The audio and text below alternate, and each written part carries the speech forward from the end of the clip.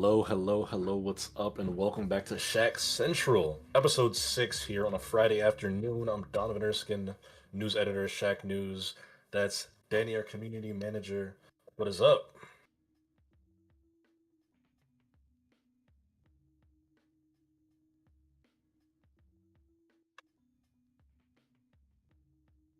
It's upon us, mere hours away. In fact, uh, I think you might be muted on stream. A source Oh, says. look, I just did the thing again where I got you You unmuted. flipped. I muted you properly and then kept myself muted. All right. Well, hello everyone. I'm indeed Denny Von Doom, purveyor of multiple worlds and universes, but terrible with mic sound apparently. But Mm, welcome in. Happy Friday to everyone as well.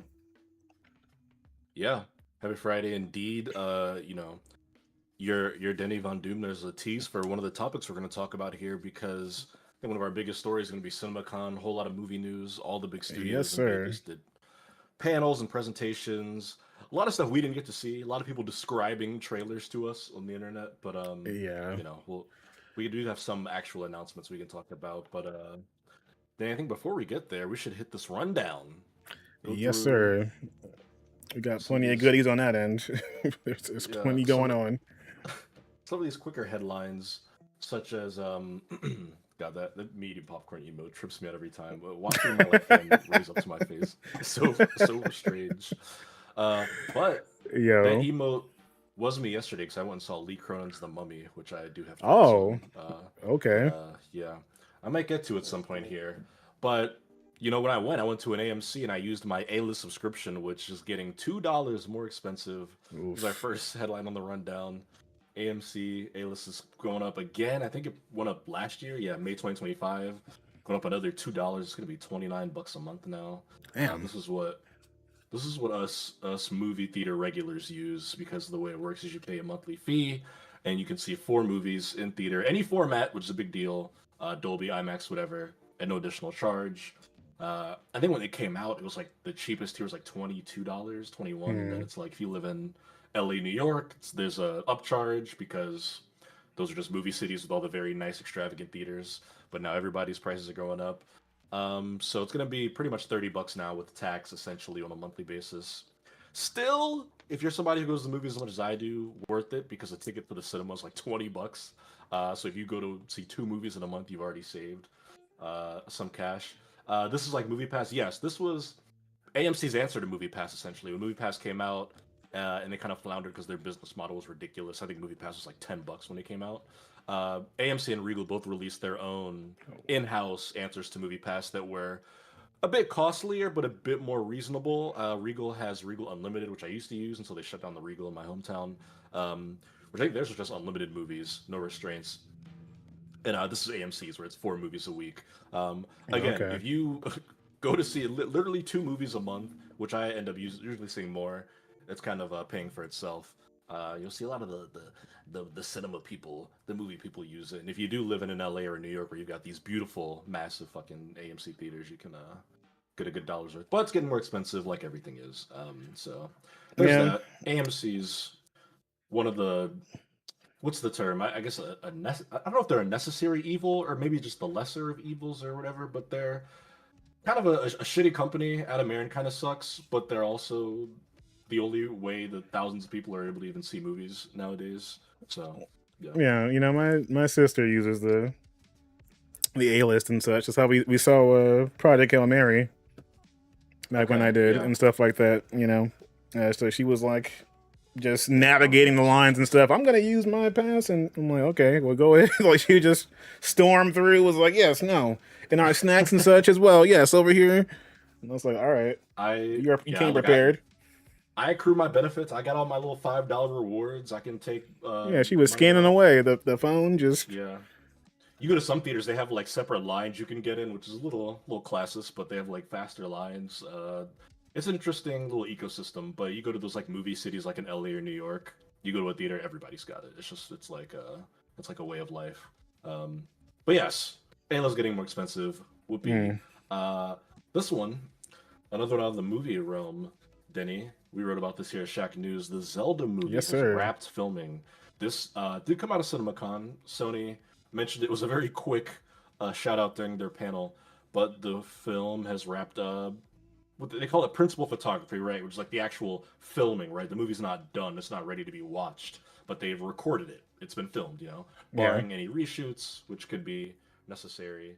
But yeah, it's exciting. A huge step in the process. A lot of movies fall apart while they're being filmed, so always cool when a movie you're looking forward to wraps filming. Uh, yeah, Yeah, that's also my reaction on Screen man, Chat this there. is definitely one of those where I'm like, man, I want this to be good because it would like if it's not good, imagine how far it would set things back as far as like Nintendo pushing forward actual live action projects. We've seen obviously the success It's with the animation side, but yeah, like it's a swing. I'm excited that they're making a swing like this, right? Because I think coming off the Mario movie, it would have been really easy to just be like, "Oh, we just make animated movies with Illumination now, right?" They could have easily just been like, "Every movie we make would be an animated Illumination Universal movie," and yeah, they all would have done well. But I think it's cool that Nintendo very early was like, "We're gonna diversify. We're going Sony Pictures, Universal Studios, live action animated. They got West Ball, young actors." Uh, it's going to be interesting for sure. I saw somebody bring up a point recently about Wes Ball, the director of this movie. His last film was The Kingdom of the Planet of the Apes, which is the fourth of the modern Planet of the Apes movies. But something that movie does spectacularly is special effects. All of the yeah, special effects in that movie looks like lifelike. And while the main characters, Link, Zelda, are humans, a lot of creatures in yeah. not human characters in The Legend of Zelda. So I'm just imagining. I'm very curious to see what they do for like the bokoblins and if we see like Ganondorf and whatnot, what those are all going to look like in live action should be Oh, that's exciting. definitely a good call. Yeah, like I'm interested to see like how things go and like how deep they go into it. You know, establishing that world and universe and stuff like that. And then like Yeah. obviously the dynamic between Link and Zelda and everything else. The character wise, and I'm curious to see which route they go for the story end too. If there being so many different Zelda types when it comes to the Yeah. actual games and like lore and storylines, how many recreations of the world we have between your Wind Wakers and your Tears of the Kingdom and stuff like that. I'm curious Mhm. which take they want to go with, and how simple Yeah. or complex it gets. This also brings up a good point. This is also Sony, Nintendo mending fences after years of being rivals. Sort of like the theme of Nintendo's movie efforts so far, right? Because even Universal, they partner with them for the theme parks, for the movie. Obviously, Universal sued Nintendo 5 decades ago at this point over Yeah, Donkey Kong and its similarities to King Kong and whatnot. And now we have a Donkey Kong section in the Universal theme park that's a neighbor to one with the King Kong section. Like it is sort of like a yes. How time lot of flies. a lot of old beefs being undone in the modern era. So that's coming May 2027, just about a year away. Next story is less exciting, less optimistic. Disney layoffs target the Marvel and home video team. This kind of popped up this week.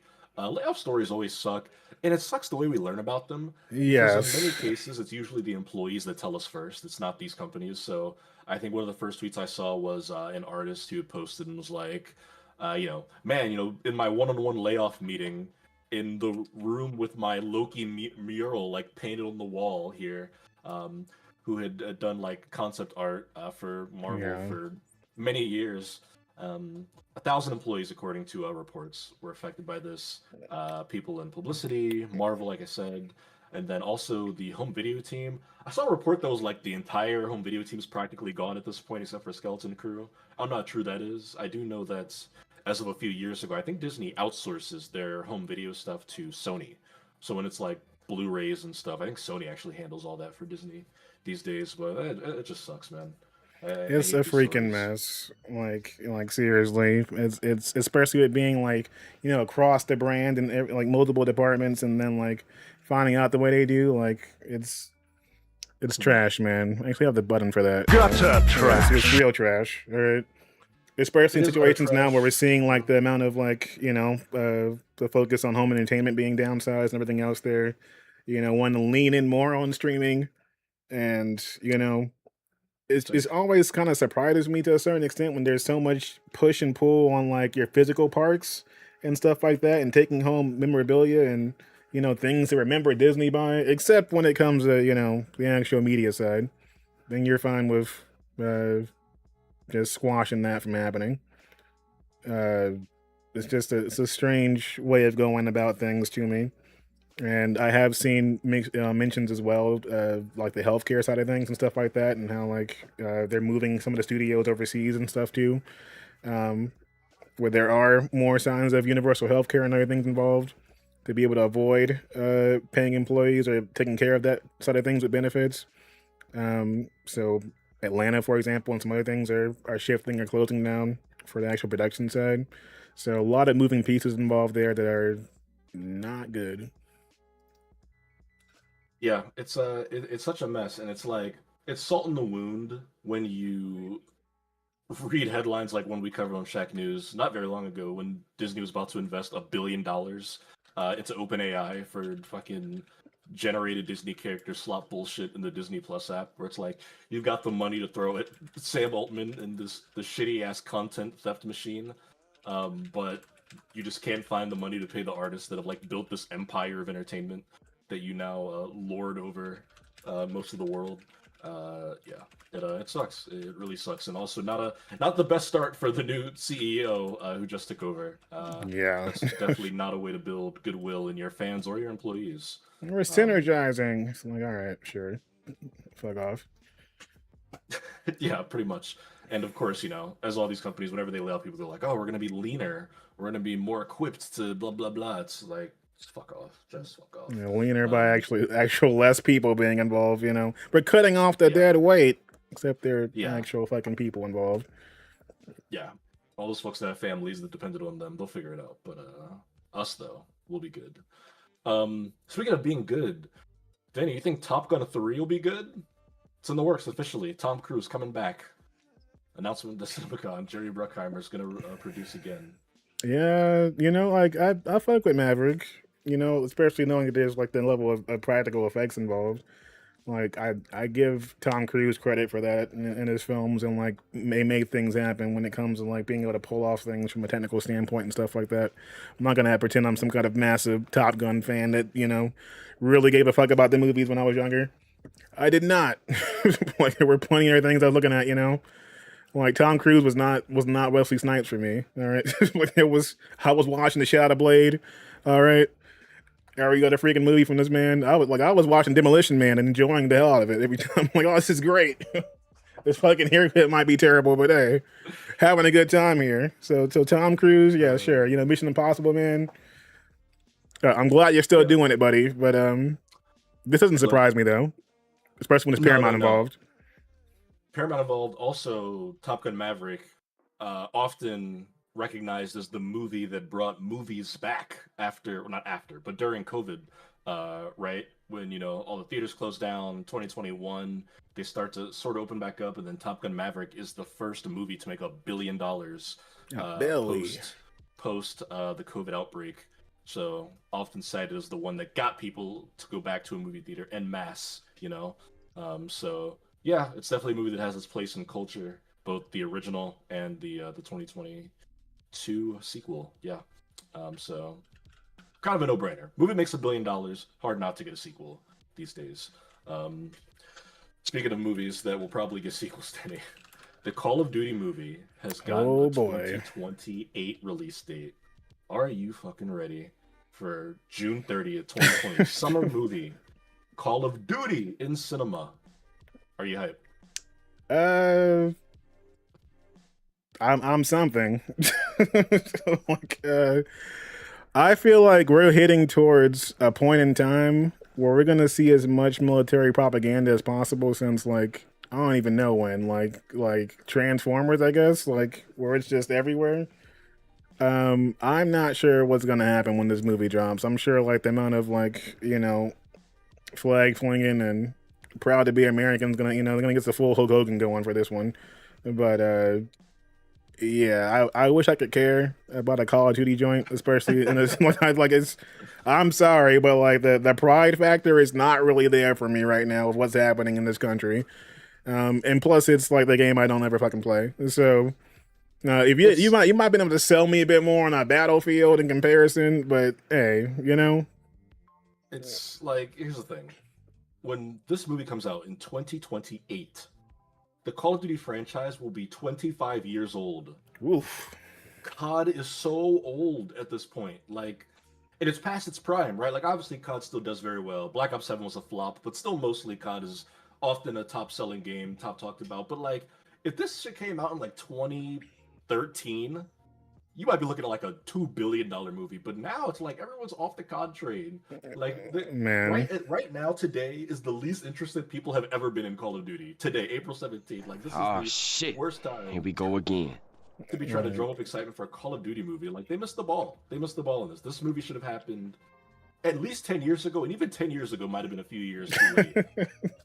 I just want to So know what like the boardroom conversation talks were like when they're like, selling this on the studio end and everything else. They're like, do you know how much money this movie make or this game makes every year? Like we're gonna need more before we get involved here on this level. And they're like, what is it going to be about? We'll figure that part out, but don't worry. All right, we'll make I it. mean, We'll get Jason Momoa in their movie too. Just toss him in there. All right, like the Call of Duty game that comes out at the Call of Duty game that comes out the same year as this movie will probably outgross the movie, and probably pretty handily. can you imagine like Here's the a amount of crossover happening in this shit too once they have actors involved and stuff? Like it's gonna gonna be be so ridiculous, ridiculous. It's a gonna be mess. so much Battle Zone character skins. I'm scared already. Like just Also, actors involved and okay. there's a story within a story here because the great Steven Spielberg, our best living director, revealed recently, I think this was last year, he said this, that he wanted to make a Call of Duty movie some years ago and was in discussion with Paramount. And Paramount was like, they backed out because Steven Spielberg wanted full creative control. And they Really, got like really, scared by that. guys, Yeah. really. They didn't, yeah, they were like, never mind. And it's like, wow, imagine Steven Spielberg wants to make your shitty Call of Duty movie, and you're like, you know what, Steven, we're all good. Um, yeah. Also, I don't Oh know if COD sales boy. have been kneecapped by Game Pass. I think even then, it outgrosses the movie. I just don't think the movie's gonna do well. I think more people are I gonna look. hate All upon it. right. Bruh.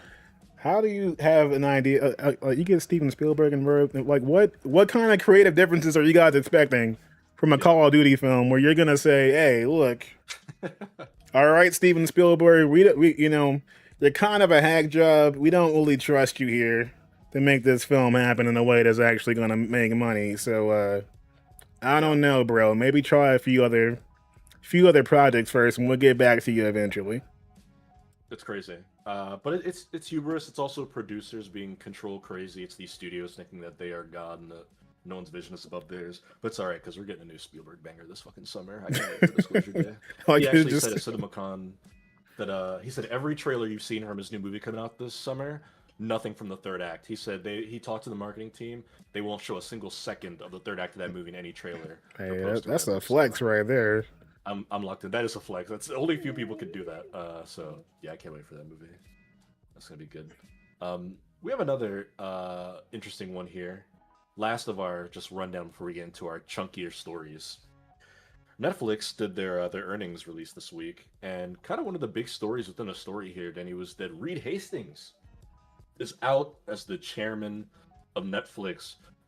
Reed Hastings is a co-founder of Netflix all the way back in the late '90s. Was the co-CEO. They're one of the rare double CEO companies for many, many years. He stepped down a few years ago, leaving Ted Sarandos as the sole CEO. Now he's stepping down as chairman. Mm. And according to the CNBC report, Netflix shares were down 9% in extended trading after the release of their report. I And this mean, news. I wonder why Netflix. We've been making some awesome decisions lately. I'm sure that price raise is making investors happy as well. I'm sure the drop off. I'm sure that WWE situation's going well for you too. I'm sure Yeah, there's plenty of fantastic options happening at the same time here. prices going up, content getting worse. Say what you want about Squid Game and Stranger Things, but those shows drew people to the platform. They both just ended last year. You open Netflix now, and it's like random movie you never heard about, starring movie stars. Beef just came back. Beef season 2 dropped yesterday. I started Okay, that shit. okay. That's gonna be good. Yeah, when they Um, hit it hard, it works sometimes. whoa, whoa, that's a name that'll put a smile on my face. Bad Kitty 64 in the chat says, "Oh, boohoo, Netflix stocks are going down. LOL. Even though I still pay for Netflix for my family." Bad Kitty, what's up? Happy Friday. Yeah, happy Uh, Friday. Welcome on in. always Yeah, we know we're excited. just chatting it up over here. About stocks going down, other ridiculous news. We got plenty left on the rundown. Well, outside of the rundown for the rest of the show. So feel free to share Mhm. your opinions across the board.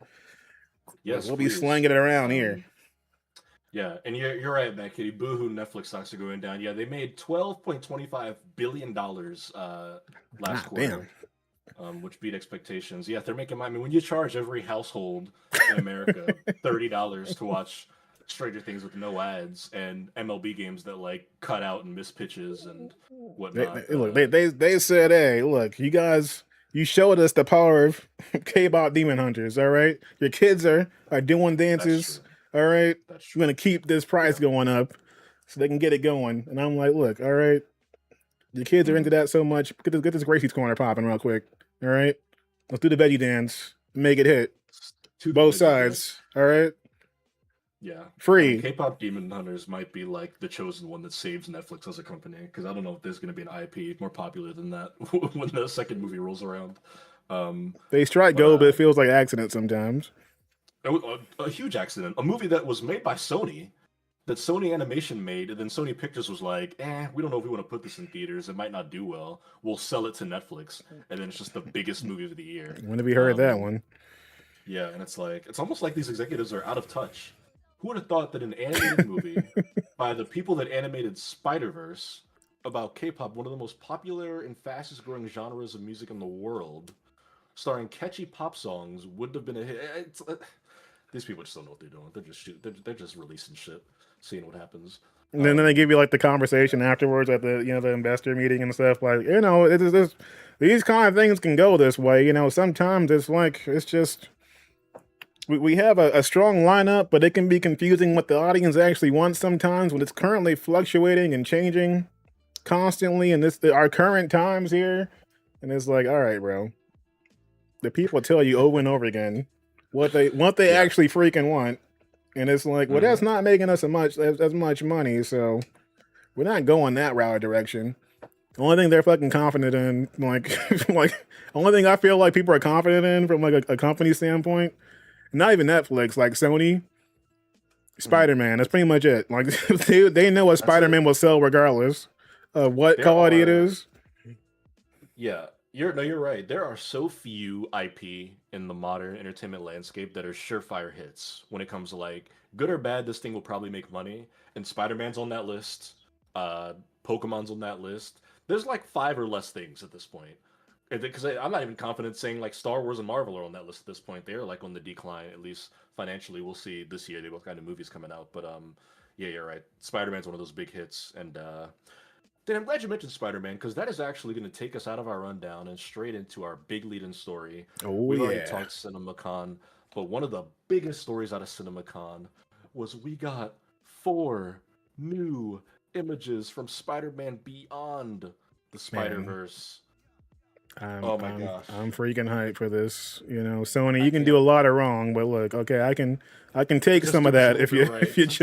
if you don't fuck this up, please. All right, we Just need do us this. this little bit right here, please, for all that's good and holy. Yeah, so they did a whole panel. They talked about Spider Verse, and you know what? I give them a shit, but Sony was cool enough to post these four images online. I linked here. Also, this is what we call movement, or as the kids say, aura. They posted four stills from a movie that's coming out a year from now, and it's got 10 million impressions on Twitter. Ooh So boy, first image we see Miles and his dad, sunset golden hour, forehead to forehead, intimate moment. Next shot, much more stylized. We see Spider-Man 2099, Ben Riley holding Miles Morales. Fucking art style is so stunning in these movies. man, it's good. It's Uh, looking real good right now. And yeah, look at what happens when you give animators time instead of I cranking know. something out instantly. You let these artists cook. of course, Spider-Punk there. And then maybe the most like narratively interesting shot is the last one because it's Uncle Aaron and Miles Morales' dad in a car, probably in an alternate universe because this is the Spider-Verse, of course. Uh, we got the dreads on Uncle Aaron as opposed to being bald. Then Dad's got like a high top fade situation Hey, going on look, here. look, they're trying to cook out here. All right. Yeah. What do you think? Then he's seen all these images here. Hey, look, I think we're in for a banger. It's also Mhm. black as hell. All right, give me my Oh yeah, hairstyles that aren't just the same yeah, Killmonger freaking side cut. All right, yeah. They don't thank have you, the Killmonger cut. You're right.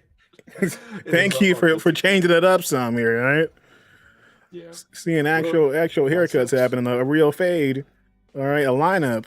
Who would have thought that's possible? Yeah. In the I'm gaming excited to community, it's see. not.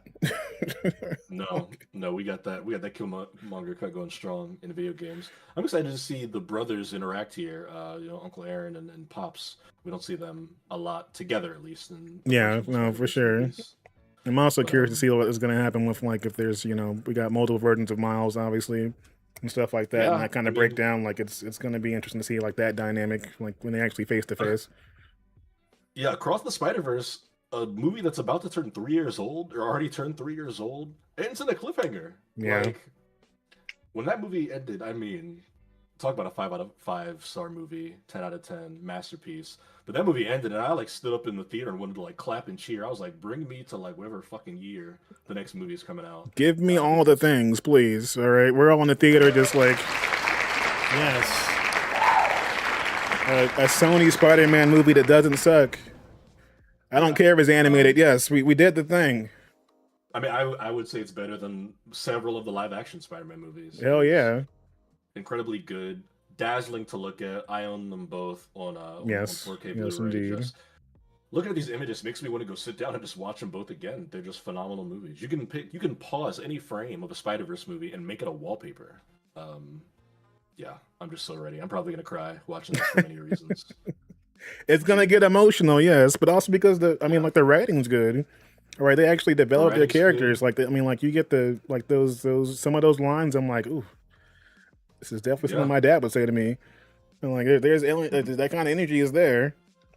I mean, a quote that'll stick with me forever. I still say to people, "It's a leap of faith." That's all it is Yo, for Into the Spider Verse. That should hit deep. Phenomenal, phenomenal movie. And I just at this point, whatever they do, I'm just excited to see the soundtracks. We didn't even mention the soundtracks for these yeah, movies are always yeah. so good. Yeah, There's so much Spider Verse opportunity is here to like kill it. I mean, obviously, like Spidey's got the kind of confidence anyway, from the box office standpoint. But there's actual like I could see this movie making that kind of cash that they were expecting from Avengers situation, and mhm. it also being downplayed the entire time too, as well. Like I could see them not being as confident in the project despite it being successful multiple times from a studio head standpoint, and then knocking it out of the park. This is definitely one of those situations where like you have a fan base already involved, but like word of mouth for this thing, like I could see this being like hitting that sweet spot where entire families are going, but then it also has to Yeah, follow through weeks later, and it's just cruising. yeah, I'm with you, Asif. So the Spider Verse is really one of my favorite movie franchises out there.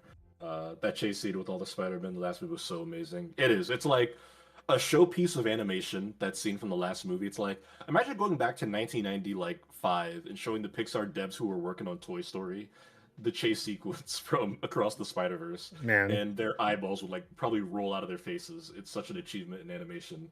It's also funny and just riveting, like narratively. It's a compelling scene, and then you get a great Metro Boomin cameo to top it all off.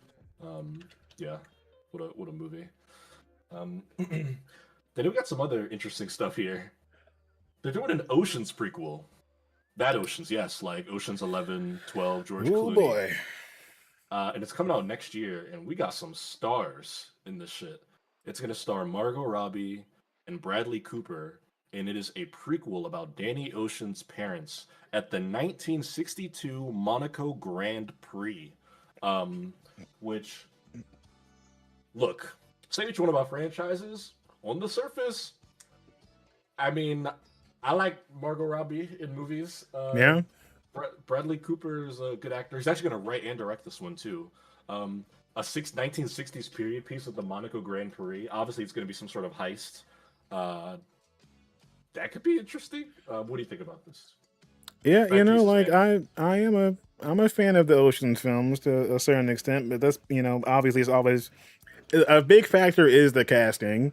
I mean, when you get that many stars together in one film, and obviously you've got like these leading men and stuff involved, like getting the humor right, getting the actual highest action right, that kind of stuff has always been something that works out and becomes a big factor.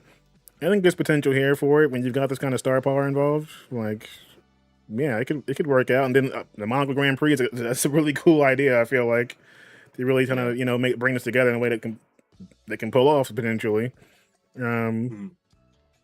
Now I didn't read if it's the same directors involved or if it's a change up there, but that's It's also they're gonna a have big deal. Bradley Cooper's gonna direct it. He's gonna write and direct it, Oh, okay. which is The interesting. writing Bradley part, but Cooper, the directing part, obviously, okay. yeah, which he's directed movies. Obviously, he did A Star Is Born in 2018, which I thought was amazing. He also did Maestro, which I never saw, and he just did a movie, or I guess a drama. It's about a comedian called Is This Thing On, which I also haven't seen. But yeah, he's in like the writing, directing bag too. So, I mean, they have a little Man, blurb about this movie here. Says, is a quote from the Variety article. Before Danny Ocean ever stepped foot in Vegas, two masterminds taught him everything he knows, his parents. You'll see them in their prime, and in our new movie, pulling off an epic heist at the 1962 Monaco Grand Prix. Um, all right, cool. I just look, period piece, racing heist movie with Margot Robbie in it. yeah. Automatically, like the floor is high. You know, like this at the very least, it has to be kind of interesting. But we'll see. We'll see. This is one of those where like it can go really well or it can go really bad, in my opinion. Like we can get a situation when you got a basically a kickoff scenario where you could launch another portion of the franchise, or you can go the opposite route and end up like The Conjuring. And folks are like, "Why are you doing this?" You Like, didn't enjoy The Conjuring: The Last Rites, did you? no, I didn't. All right, I did not. All right, Shame. did not enjoy that. Shame. All right, get that nonsense out of here. Shame. I'm sitting there like, you guys really, you put this script together and you were like, we're ready to go, guys. We're good here. Okay. Conjuring 4, baby. No, keep it out of here. None of that, please. All right, well, Denny, as one of our resident FromSoft fans, you, Oh David, yes, Sam, I'm gonna hand off this next story to you because we're getting a Bloodborne something. yes. All right. Look, okay. There's a mixture of both like excitement and sadness for this scenario. Okay, I'm not gonna lie to you because yes, there's Bloodborne happening. Uh-huh. I'm excited about the Bloodborne opportunities here and being involved. We got Sony announcing a Bloodborne animated feature film at CinemaCon. Oh, it's a movie. It's not the remaster for PS5. No, it's not. It's not it's not an update for PlayStation or a PC drop or anything, but it is an animated film. All right. Now the thing for me, okay, it's not just the fact that the animated film is happening. All right, and that route being a thing, but there's also more involved there. Who who's getting involved? Jacksepticeye, a content creator is joining on as producer for the film. The film itself will be rated R. They had a press Yeah. release and stuff like that for Lyrical Animation, who's going to be involved in the development of the movie as well, and Mhm. PlayStation Productions in the project.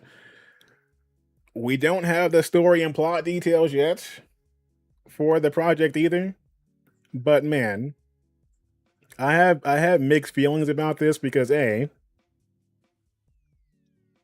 got the opportunity here, guys. But like I when I first read the potential like just a story like headline, I'm like, oh, a Bloodborne film, And I'm instantly Yeah. thinking like, oh, we can get like Guillermo del Toro involved. We can get like practical effects and like someone that can handle some beast animations. And then I said, oh, animated. Mm, Hmm. Hmm. Okay. Well, this is going to streaming. Okay. Like they're not giving this a full theater release. That's not happening. Okay. Like it's like that's definitely the energy it's giving to me right now. Okay. When I saw what was happening and how it was happening. Yes, I'm happy that yeah. there's like some extension of like potentially like a Bloodborne situation that can happen because potentially if this film does well, maybe they will give us a sequel to it that maybe elaborate on what we could have seen in the Bloodborne 2 down the line in a way that like, compared to another game happening, we might be able to see some of those characters, some of that element happen in this world instead. So depending on what we see down the line from the animation standpoint, in the voice acting and stuff like that, I won't completely Yeah. write it off because Bloodborne's like one of my favorite games ever, definitely top three for me. Um, Okay. and it's that high in regard for me overall. But it's also a scenario where like this is something that makes me feel like we're not getting anything game related anytime soon. Yeah, I think on one hand, part of it feels like a sick joke where it's almost like taunting the fans that just want a new game. It's like, we'll give you an animated R-rated movie produced by Jacksepticeye, where one could be cool. I got nothing against Jacksepticeye. I think Bloodborne's a ripe universe for adapting. We're getting an Elden Ring movie, so I'm sure people already want to grab up all those FromSoft IPs. But I think the optimistic point of view here, Danny, is look, Bloodborne animated movie comes out. Maybe it's really good. Maybe it's really successful. Maybe Sony and FromSoft see sales, box office, streams, Yeah, whatever, and they're like, all right, we got to go. Like, this is it. We know these companies love synergy. You mentioned the word earlier, synergy. Maybe this lights a fire under somebody that makes decisions. That's like, if we can have Bloodborne remastered out the same year as this movie, or we can have the sequel, maybe this is like the first domino to your eventual Bloodborne my like follow-up. best case scenario for me would be that like Sony say like if y'all are really about this life, then support this in a way that show that you are, because I do think there's an element of this where like Miyazaki is like this is his baby basically, which is why he didn't Yeah. want another studio like Bluepoint getting involved with making a sequel and that kind of thing happen. So I feel like that also extends here in a way where like he's very protective of that world. So maybe if we support the film in that kind of way, then there's enough room for him to put that kind of time into making something happen, and him and Sony agreeing on that enough to push some of the other projects aside, from becoming extended franchises like your Dust Bloods and Elden Ring and stuff like that down the line. What I think could also happen though is that Sony baits us into putting that kind of energy into this project, knowing they have no plans on doing anything else after this, and are just like, can we get these numbers up? Pulling a full like Rock final boss situation like WWE. I'm like, look, guys, they're back, and then leading to nothing else besides it popping up on Netflix or something down the line. Yeah. Could you imagine if Sony did just straight up come out with it and they're like, all right, guys, if this movie makes $350 million at the global box office, we will greenlight Bloodborne 2. We will fast track that shit. Oh, that shit would happen, FromSoft's ready to go. Do you could you imagine bruh. the way It people would would like rally? the freaking the online campaign for that alone would be insane. All right, that right there would happen. All right, I'm putting my word Somebody on should that. try this. One of these IP holders should try this because there's so many video game adaptations out, so many video game adaptations of defunct franchises or franchises that haven't gotten installments. Somebody should just come out and say it. They're doing a Bioshock movie. Like Yeah, somebody should be like, hey, if this movie hits this number, we're treating this like Kickstarter. If this movie does 200 million domestic, we vow to you we will greenlight the game that day. It'll go into production. Like somebody should really just throw it out there and try to do like a new era of like cross brand marketing. There's my terrible advice pitch for you, Hollywood. look, okay, but in the age that we're in now, like I could see it being a situation like if they ever pulled that kind of like just like we're that bold with it, Uh, there'd be initial anger involved, and then there'd be like the Definitely. how bad do you want it? Like, and it would be like there'd be like infighting like the fucking Viltrumites, and people would be like, grant us eyes. we are born in the blood, and then people would just be like, the internet infighting would happen, and then after that, folks will settle in like, okay, we're gonna do what we gotta do. Yeah, Like, it would be yeah. ridiculous, but I could see it working. Oh man, that shit would be ruthless. All right, Bloodborne. Got our fingers crossed. A movie that's going to come out even sooner than that, Denny, that they also announced on stage. Um, Snoop Dogg is getting his own Uncle Snoop. biopic. Yeah, it's coming out next year at that. Uh, he's doing this with, sorry, I'm trying to grab which studio here. Um, we got the actor, Denny. I don't know if you've ever seen Outer Banks, but Jonathan Davis, if you've ever seen the Young I haven't Gentleman. seen Outer Banks. No. The yeah, well, it's in the article here. The actor Jonathan Davis is going to play Snoop Dogg in a biopic. Um, there's a quote from Snoop Dogg on stage. He said, "After my brothers got to tell their story with Straight Outta Compton, now it's my turn. Oh, My okay. director Craig Brewer, he just showed us how hard it is out here for a pimp from Hustle and Flow. Then last year, he got us all singing Sweet Caroline, because I think he did maybe the Neil Diamond movie, but he said, this is another quote from Snoop. He said, if we gonna do a Snoop Dogg movie, I gotta get gangster with it. Uh, Hey, and then respect. he started performing after that. He said, my movie is gonna be rated R. I guarantee that. So get your parents' permission. Um, Okay. Denny, how you feel about a Snoop Dogg movie 2027? You I going up for mean, that? like, I feel like we're doing that with several other, celebrities and stars at this point. It makes sense, and like you said, Straight Outta Compton and that kind of thing. Like, their project was successful, and Snoop's had a long enough life and enough variety to feel like that works. I also feel like that's going to also depend on who signs off on what when it comes to some of the other people involved, like your Dr. Dre's and such, like, Yeah, and some of his troubled history and like where that's going. But I think that there's yeah, enough room in there. I think it also comes down to if Snoop is actually being honest, about some of his life and storytelling too, though. Because that's part of yeah. what makes actual like good storytelling and good films is like showing every side of that, in different ways. That's always the push and pull with these biopics, right? Because they're always made. If the person's still alive, a lot of cases they're involved. The surviving members of NWA were involved in the Straight Outta Compton movie. Now Snoop's gonna be involved in the Snoop movie, but whenever that happens, there tends to be a bit of a glossing over certain things. People always talk about that with these movies, but we'll see. At the very least, it might be a fun concert movie. Um, I think Snoop Dogg he makes an appearance in Straight Outta Compton. Doesn't Lakeith Stanfield play Snoop Dogg in Straight Outta Compton, which obviously came out 11 years ago, which feels insane to say. But Yeah, that's kind of yeah, we're crazy. getting the Snoop universe. I agree, Asif. I also think Snoop is oversaturated, especially these last like I 5 mean, years. yeah, like Snoop is It's freaking everywhere. That man's it's doing a bit Martha much. Stewart action. Like he's on Good Morning America. Like, He's on the Olympics. He was like commentating. yes, Yeah, you just said it, dude. He's on the Olympics commentary. Yeah.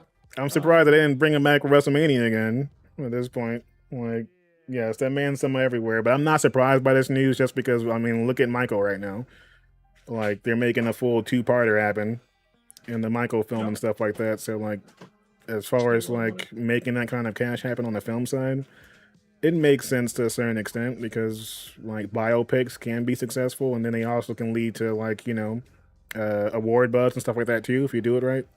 So elements of that can work. I just wonder like what the quality level looks like to a certain extent with a project like this when this isn't Antoine Fuqua involved in making this come to life. Right.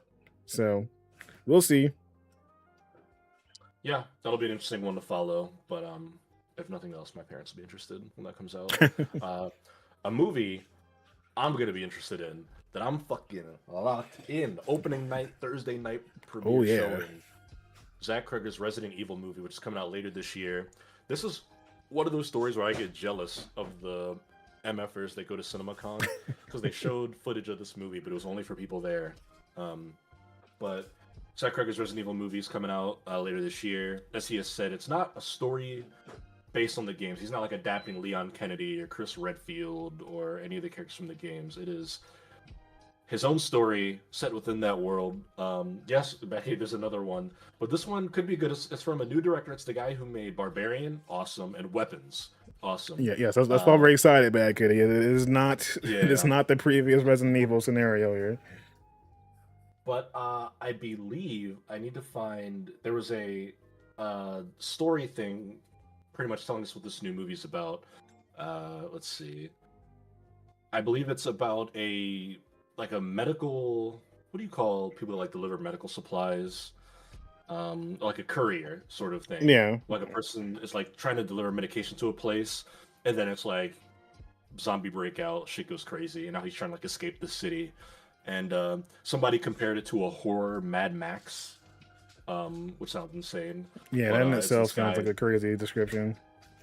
Yeah, it's this guy trying to escape essentially this city during the zombie apocalypse, and I'm excited for it. And I love this director.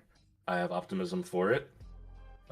But yeah, how do you feel about this Denny, the millionth Resident Evil movie? I think there's definitely potential for it here because, like, especially having Zach Krager involved, that already gives me a lot more confidence because you know for sure this is going to be something different than what we've gotten before. Also, it Hmm. sounds like they're giving it from the perspective of someone that's not related to stars at all. So like going that route where like imagine like the outbreak from Resident Evil starts happening and you're just caught in the middle of it, the chaos involved. Like, yes, it would be crazy just being like in the city at that period of time. Things are on fire, like, and then you might spot a stars member at some point. I don't think they have to go to full like, oh, it's Jill. Like, no. But at the same time, like being involved in that entire like just crazy moment. Like imagine like you're delivering some stuff and then freaking Nemesis pops out. You're just like, Imagine. oh, like it's that kind of element, especially this guy involved. His idea of like pacing story and then like just being able to shoot a good film. And obviously he's cool with making things violent and folks getting munched on. So I'm down to see Yeah. where this goes. Hmm. Yeah, I'm very down for this. I agree with your assessment. With me, it always comes down to you got talented people making the thing. I'll give it a chance. I'm ready. Um, he said, we do have one quote here from Zach Kreger. He said that we're going to be locked in with the protagonist on a foot journey through a world hell bent on destroying them. It's like a roller coaster ride of nonstop action and just showing a point of view of a character and an original story in the world of Raccoon City. Oh shit! So yeah, you will get some Raccoon City action in there at the very least. So that's fun. Maybe you'll see like Leon running in the background. We'll see like the RPD vest or something. Um, but awesome. I'm looking forward to that movie. Yeah, there's definitely potential here, and also like if it does well, like clearly like horror films in general are becoming like that's the ones that they're cranking out right now. But getting actual quality talent involved and quality casting for a lot of this stuff, so I can see Uh, it turning something bigger. Comparison to, like yeah, some of the stuff that we've seen from the Capcom's in like Monster Hunter, but in the Street Fighter drop into there's range here we can go for. yeah. Batcave says the last movie she saw in theaters was Sinners. Not a bad Hey, last that's movie a I've seen in quality choice right there. theaters. Yeah. Yeah, Sinners, not obviously, bad. we've spoken Choice at plenty all. about. Much love to Ryan Oh yeah, Coogler. Like, yes, look, my goat. that's going to be that's a genre defining situation right there. It's a classic in my mind. All right, you can be showing that 20 years from now. So you made a good choice with that one. Also, what's up, Squires? How you doing? Good to see you. Hey, hello, hello, hello.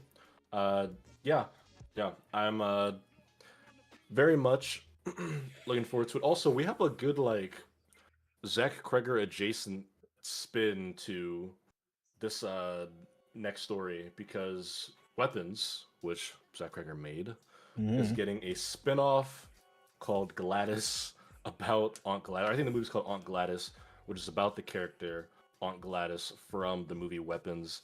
That is coming out in 2028, and we got a release date. Um, Kind of a Yeah. weird pick if you've seen Weapons, but I guess it makes sense. It'd be like her origin.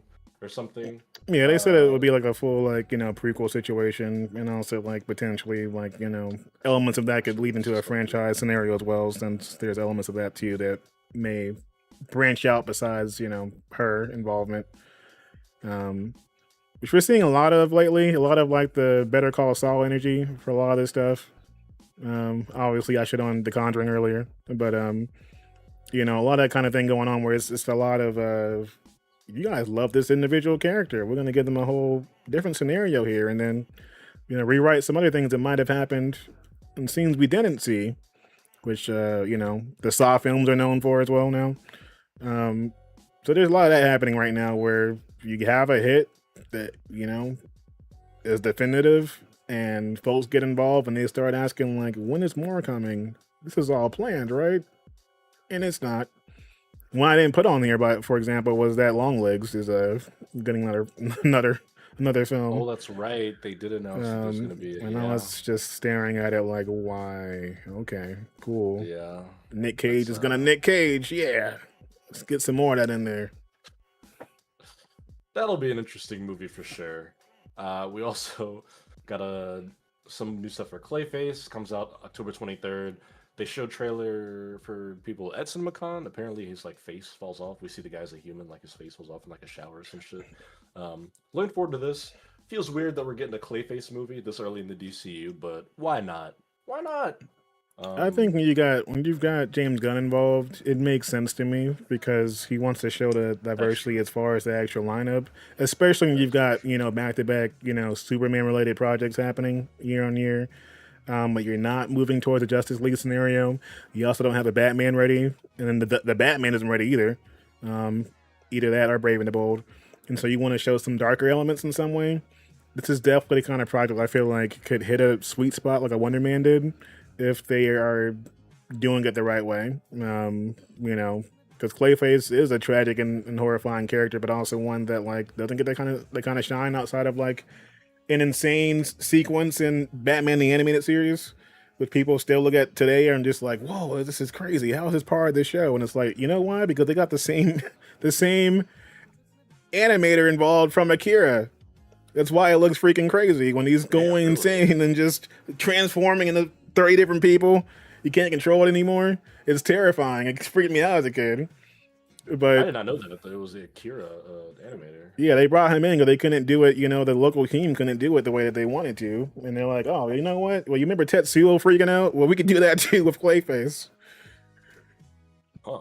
Interesting. Yeah, I'm looking forward to this. I love a good, weird, like, offbeat comic book movie. Anytime we're blending comics and horror is always fun, so I'm gonna check this out. Uh, we're gonna move on from CinemaCon there and talk about a story that brought me just a great deal of sadness last week. The Yeah. animated Avatar: The Last Airbender movie. I don't even remember what it's called at this point. It's like Avatar, fucking, and the friends we made. The whole movie leaked online. The entire feature film that doesn't come out until this October leaked in its entirety. Mm. So this happened essentially on X, the Everything app. Last week, a guy just random account tweets. Paramount accidentally sent me an email with the whole Avatar movie attached to it. Haha. And then he posted, like, to prove that it was real, he posted a random clip from, like, the middle of the movie, like a 2-minute clip, unbroken, on his Twitter account. And this blew up, obviously, because it's a huge fucking deal. It's a movie that hasn't even gotten a trailer yet. The whole damn thing's out there. And there's a lot to get into here, right, Denny? Because one, this guy was not sent an email with the movie attached to it. No. I can't believe people fucking butt into that. I want to use a word for those people, but I'll be nice. Um, but no, the Hollywood Reporter did an article actually about this. I think they got in touch with the guy, and essentially what happened was somebody in a hacker group he knows, affiliated with whatever, got a hold of this file and sent it to him. And this guy wasn't really a big Avatar fan. He doesn't know much about the show. So he says, I didn't think it was that big of a deal, which is why we put it up and he was so nonchalant about it. And then obviously it blows up. His Twitter account gets nuked and the world Of goes into a course. frenzy. This just sucks. Leaking shit. Like, it's one thing when things leak where, like, a company accidentally posts a trailer early or a voice actor, like, says something at a convention. When you, like, go into like you like break down walls and go into a company's databases and like steal shit virtually and take it and release it out into the world. This is kind of fucked up. There's just so many artists that worked on this movie, you know, who's got their art now posted with a fat watermark on it on Twitter that people are watching on their phones. Um, it's just kind of it just sucks. I just hate seeing shit like this, and I personally love Avatar. I can't wait to watch this movie. Of course, I'm not going to look at any of the leaks. This shit fucking sucks. But Yeah, one of the more bizarre like stories. it's a crazy story in itself, and then obviously the leak is everywhere, and like the thing that gets me is that so many people were just they're replying to the and like in their replies just like, no, this is legit. I just watched the entire thing a couple minutes ago. Oh no, this actually happened. It's not just a clip or two. Like just making sure that everyone knows that it's happening and spreading the information as well all over the internet. And then there's what I thought was also part of the conversation was that the actual involvement from uh, Nickelodeon and Paramount and stuff like that. The movie itself had gotten delayed, and it was originally supposed to be a full theatrical release, and then they took that away and said we're going to put this on the streaming service instead, and we'll push the release date back 6 months, to October. There's been no public, promotion for it, trailers, anything at this point. The show that the movie itself exists, and then the first thing you hear about it in recent news is that the entire thing is leaked. And so Yeah, a lot of folks were justifying this by just saying, this is supposed to be a theater release and et cetera, et cetera. We weren't going to watch it anyway because you put it behind this paywall on Paramount Plus. No one's paying for that. Who's going to do that? No, you put it on a streaming service. So therefore, we're not going to support that either. We're not paying you for this. We're just watching it for free or would have bootlegged it anyway. And so that's the kind of energy and mindset people have had on the internet about it. And yeah, there's still people that worked on this project, guys. It's not just a situation yep, where it's the Evo movie studio and no one actually had to show up for this. They put the time and effort into making this happen from like the story perspectives, your animators, your voice actors, all that stuff there. Especially with a beloved franchise like this, that takes time and energy. We're working on it for years, and we had folks, parts of the team, speaking out to you and saying, "Hey, like if you're doing this, like you're hurting us. You put this kind of time and effort and energy into it." We already had to deal with finding out that we're not going to be in theaters anymore, and yeah, that when you put that kind of time into it too, knowing that hey, we're gonna get to put this on a big screen and get involved here. Like we're planning this to be a it's gonna be a massive theatrical event. We're gonna promote that way as well. And now suddenly it's not.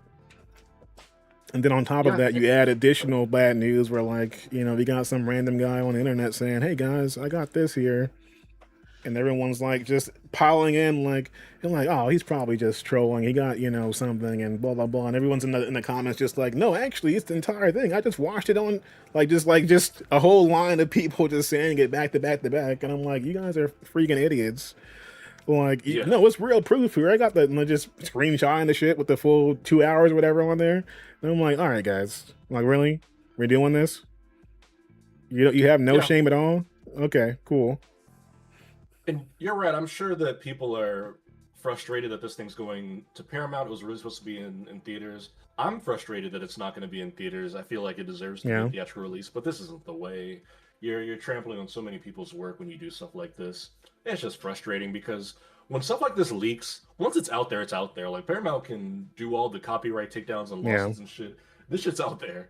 I'm not. I don't operate in the areas of the internet that you would have to go to find it, but it's out there now. Like once the toothpaste is out the tube, it's out. So I hope it doesn't hurt the project too much. I hope it does well still when it comes out. I hope this doesn't affect like the long term plans for the franchise. Also, Paramount, what are you doing? The SpongeBob movie a couple years ago leaked. Like the whole thing. I think Yeah. it was they did that Plankton movie. It like leaked like 4 months before it came out. What's going on over there? Like, we need to like bring in a new class of like cybersecurity experts. Why are your feature films leaking before you can even release them? Like, this isn't even like people recording something in a theater or screen capping on Paramount Plus. These are people like getting into like your like garden walls and just taking your shit and running away with it. What is happening there? That seems strange to me. Um, Yeah. Yeah, it's definitely questionable. But again, like, I mean, Paramount's got plenty of questionable things happening over there right now, so I'm not going to pretend to be surprised on that end. But it's also a situation here, like Bad Kitty's saying here, it should have been a theatrical release. Yes, we both agree with that too. Yeah. Like especially for a franchise as big as this is, and one that like, and I've seen people saying the opposite. Like, you really expect them to put, expect people to sit in seats for this thing that's Yes. 12 plus Yeah. years old, and like, who's gonna invest that kind of time? A casual viewer can't go see this because that means they had to watch the entire seasons of this show and blah blah blah. And That's I'm too like, damn bad. I'm like, I'm like, what did you guys expect? Or actually, yeah, there you go. I'm tired of this, Grandpa. That's too damn bad. All right, that's just for you. Oh, nice. But it's like, all right, like, come on, like, we need to have more of this going the right way. Okay, like, there's so much justification for things to go south, or it's not worth the time and energy. Look, guess what? We have enough people like movie executives saying this shit. Okay, like, hold them accountable when there's opportunity to actually do the right thing, and like, stick to their word when they said they're gonna make this happen. Not run the opposite direction and do none of that. It's not Yeah. fair to the people involved, especially when they're being let in, saying that we're going to get this kind of thing, the amount of time and effort and energy that we say we're going to, and then instead it's well, we'll pop it on Paramount Plus and maybe promote it, on whatever social media for a week, and then call it a day. Yeah.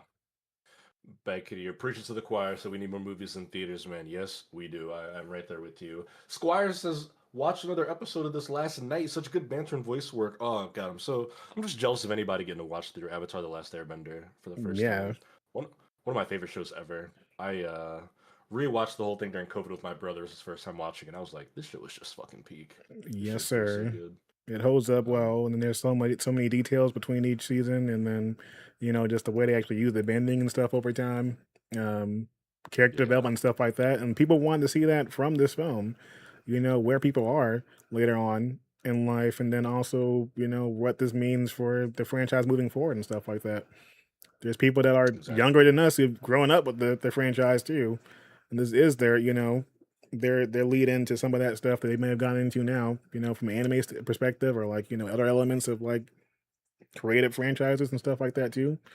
So they have plenty of energy to put into going to see this in the movie theater. Yeah, exactly. And speaking of franchises that are ongoing, we have some Superman casting news because Man of Tomorrow is Dun, about dun, to enter dun. production. It's the sequel to 2025 Superman. Adria Arjona has joined the cast of Man of Tomorrow, but we don't know exactly who she's playing. Denny, this is a bit of an interesting one. So a couple outlets said they heard she was playing Maxima in this movie, but some other Okay. outlets say it's unknown. And even this Hollywood Reporter article I linked says it's actually unknown if that's correct that she's playing Maxima, which makes you wonder: could she be playing somebody else? Could she be playing Wonder Woman? I don't know. Yeah, Maybe. I've been trying to think out like where things to go with this one, but also like where would James Gunn take a film? And I'm like, there's a couple options that make sense. Mhm. We know he likes his weird characters. He likes his wacky, offbeat comic book characters. So Yeah, there's a this could long be, list of those when you start involving Superman. And since we know that there's some of them are popping up in Supergirl, like your Lobos and such, there's definitely a couple routes you can go. I could see some hot girl action there. Um, well, we got Hawkgirl and and Superman. It was yeah, no, but I'm saying like there's more than one, and there's like oh, and you could go the route where like I'm kind of seeing like just looking at her facial structure, I kind of see some Big Barda in there. Like I can see some Big Barda oh, happening, and because he okay, would totally get in on that character and make that a thing. Um, but yeah, like he is definitely the kind of guy that would bring in some obscure characters. So we can guess, but watch it be like one from like a ridiculous like '60s comic that only four people have read. I would not be surprised by that either. So we can go a yeah, couple of different routes, but hey, I enjoy Superman. I'm glad that we're even talking about it this early.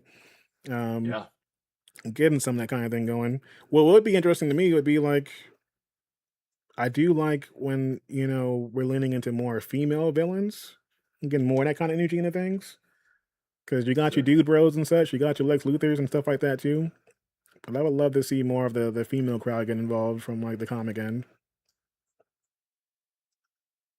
Yeah, and hey, speaking of lady characters, Vakity says she'd love to see a Zatanna film. That'd be pretty sweet. Oh yeah, no, I would If there's love like something that. Like, they there's should get definitely around to routes at you can some go with point. that one too. Yeah, like that would be awesome. Yeah. See, Um, put Bad Kitty involved there. James Gunn, hit her up for some yeah, let casting Vakity advice right there. produce the Zatanna film. Oh gosh, I'm with it. Uh, Rounding out our film and TV news here before we get into some reviews. Uh, then we got some interesting comments from Dave Chappelle this week about his personal comedy Yes. history and the way a lot of his humor has been embraced by a certain demographic of people, specifically in America. Yeah, so I wanted to include this story in here because Dave Chappelle recently did a new interview with NPR, and there were elements of that that definitely went a few different ways, um, and ways that honestly, like both the trans community and folks in general have been telling him that they would go with some of like both his Netflix specials and stuff like that, and his stand up. But I'll read off some of what he said here from the actual interview and things like that. Um, but basically, there was an interview that happened on NPR recently in which Dave spoke on how the members of a political party were weaponizing some of his transgender jokes and using them after some of the stuff like the Closer Netflix special and things like that. In which case, the Netflix boss Ted Sarandos did defend his right to say some of these things during the special Of as course, yeah. artistic freedom and such, which prompted trans employees and allies to actually walk out on the company in protest. But Oh no. here's what Dave said recently. I did resent that the Republican Party ran on transgender jokes. I felt like they were doing a weaponized version of what I was doing. That's not what I was doing, Chappelle says to host Michael Martin.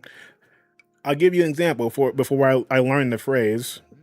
I respectfully decline, is the phrase he's talking about here. And Dave says he was on Capitol Hill.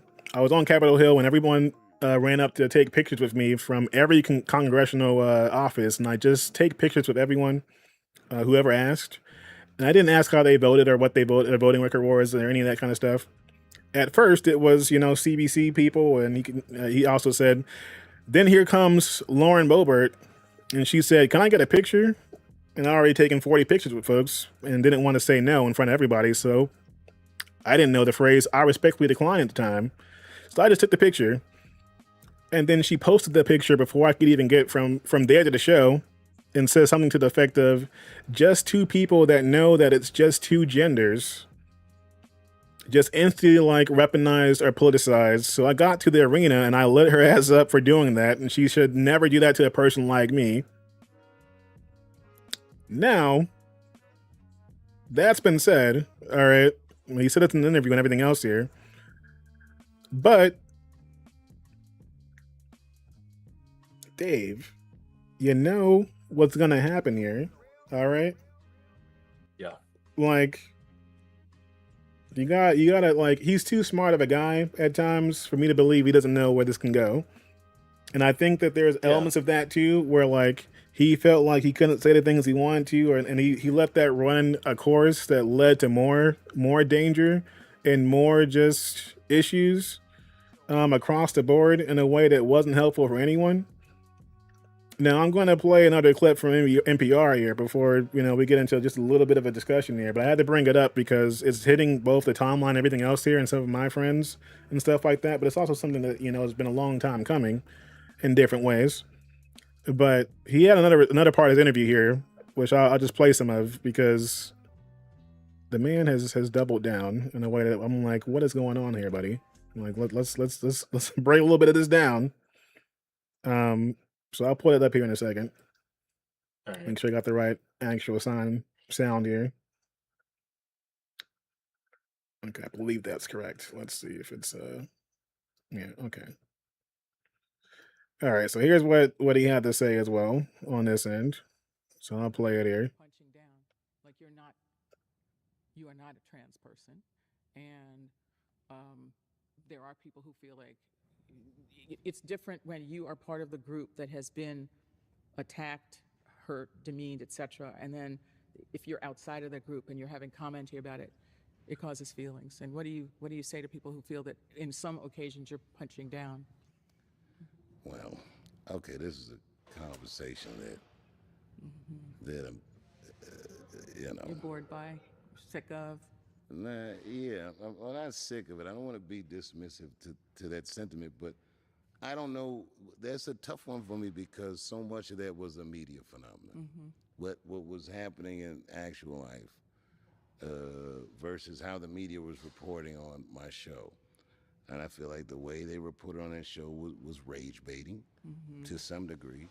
And there's so many different branches to talk about it. But I would say that, not everything is for everybody. I don't tell country artists what to sing about if I'm not going to go see a country show. If they bought tickets ever, maybe I'd listen. I don't know. They're just never there. I don't even know who's telling them I say these things. Who? Do you feel like your jokes are misrepresented, or I do. you think they're misrepresented, that for a purpose, which is to? It's almost Get some of the clicks, reporting whatever. was as if they almost reported on it as if I was doing something other than a comedy show. You know, I could go on and on about this, but I got to be Interesting. careful. So in a way, like you're saying, look, I'm a comedian. Everybody knows that I'm a comedian. So if you don't like my humor, don't buy a ticket. Reading a joke is a lot different than sitting in a room and hearing it. And part of the sitting in the room part of one of the reasons comedy works is because everyone that bought a ticket, clearly they want it to work. They want to have a good time. They want to have fun. But if you're a person that is very angry or passionate about something, and you're afraid that you're going to be misrepresented or misconstrued, and you feel like you have to police comedy to get your point across, you should assess your point. Yeah. So I think that Dave is missing several points there, but am I surprised Yeah. at this point? No.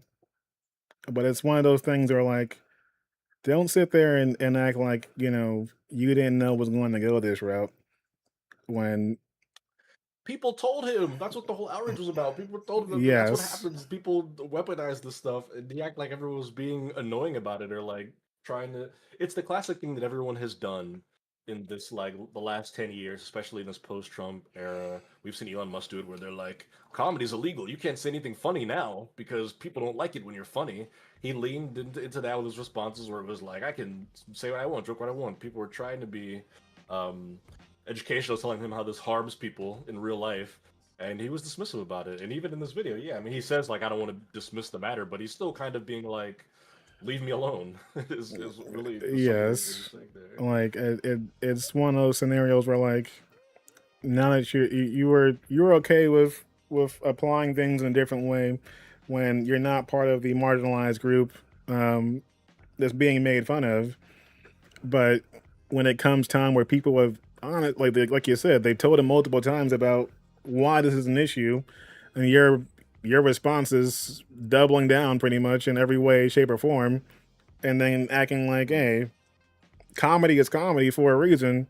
If you're not in the room, to laugh, then what are you here for? And it's like that can still happen, but if your jokes are just they're pure attacks and honestly not your best material over the years, people have the right to say that too. It doesn't turn into a situation where, like, oh, they're just haters. It's like, hey, you've had smarter and better content over the years, and this ain't it. We're not gonna pretend like it's just one thing. Like, I feel like it reached a point where he he doubled down because people were telling him what not to do, to the point in which he was pushing out stuff on purpose to just show, hey, this is what I can do and see how far he can go with it. And the shit wasn't funny. Like, I'm not gonna pretend like it's even a scenario where, like, even if you look at that without that context, it didn't hit, bro. No, It didn't work. not even a little bit. So you can say what you want about it and, your mansion or whatever. I think he's lost touch of a lot of that in this situation where, he is making the money he is and everything else here, and folks are in his ear telling him like, hey, just do what you do. I'm like, are the same people telling you that? The same people in your circle right now? Is that circle growing or gotten smaller? Who are you in the boardroom with at this point? Having these conversations Yeah. with? Yeah, it's an absolute mess and a shame because I think a lot of us really liked Dave Chappelle for many years. Asif mentions he went from being his favorite stand-up to someone he no longer wants to watch. But yeah, I won't rehash your points there, Danny. I do know that our final movie and TV discussions here before we move on to some other genres. We got new Invincible this week. Oh yeah, yes we got did. the highest rated episode in I think the history of Invincible this week with season 4, episode 7, properly introducing us to Thrag. Then this is a whirlwind of an episode, but I'll let you jump in. Would you think of it? Man, look, all right, like, all right, we hit a level of like I want the smoke and animation right here with this joint. I was like, oh, I heard about you in the comics, but I didn't know it was like this. All right. Like we reached a level here where I'm like, I'm used to Mark getting his ass kicked, week to week, okay, but not getting flexed on like this, bro. Like, like not by a pure aura, okay. And no, we don't have to break down the entire episode for those of you who haven't seen it. But look, there's enough of this that like you guys knew this was coming, okay. You knew the rag was showing up, and everything else here, all right. And Mark is like, I killed Conquest. I can kill you too.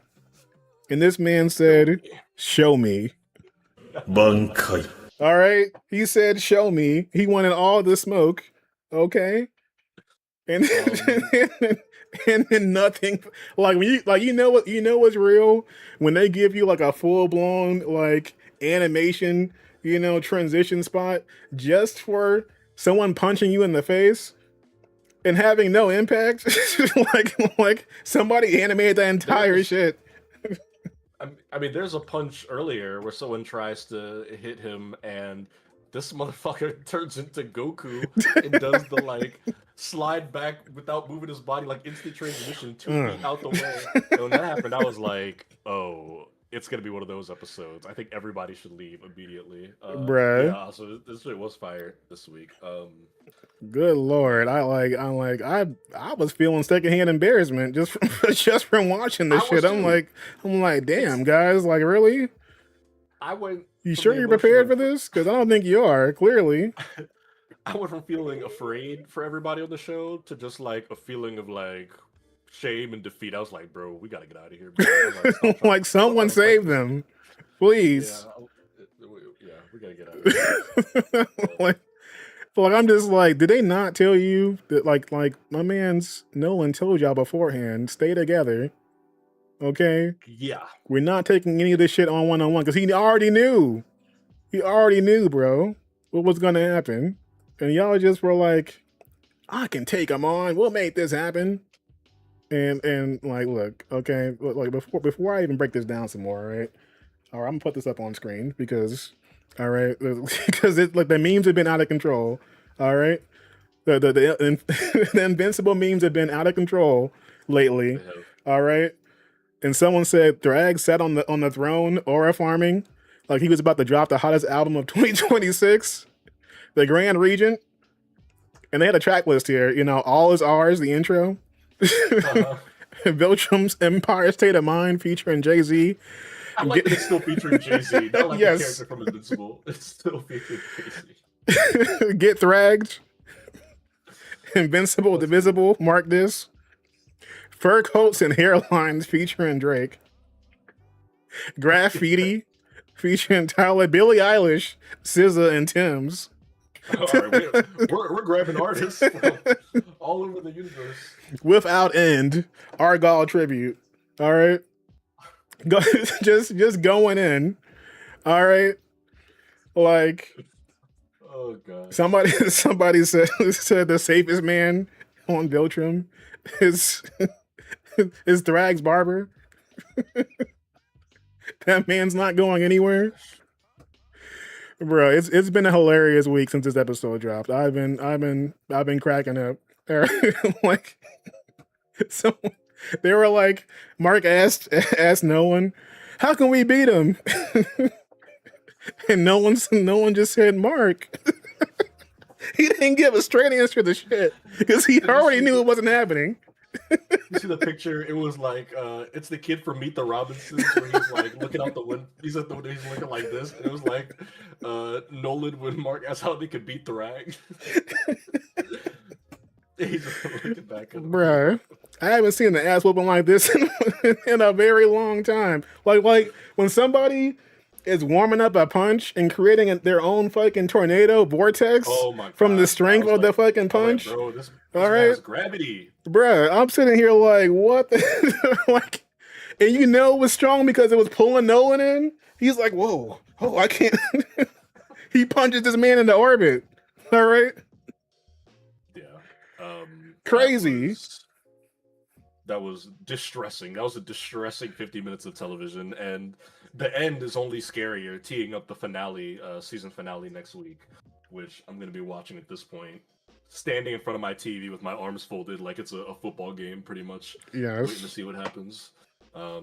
Yeah, my God. It was up today over on YouTube. What happened? Look, all right, what happened was that some ass whoopings were handed out, okay?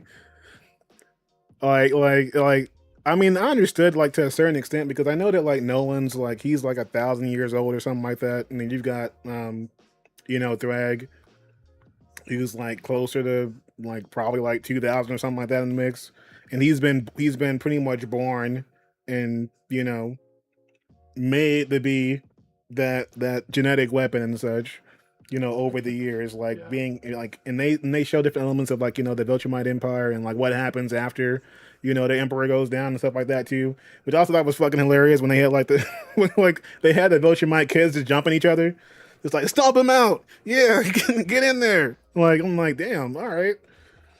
But it was like there's some interesting elements involved there with just kind of like, do you trust some of these folks involved? No one with like your kids involved here. Like if there's no more Viltrumites, who's left to be the strongest around?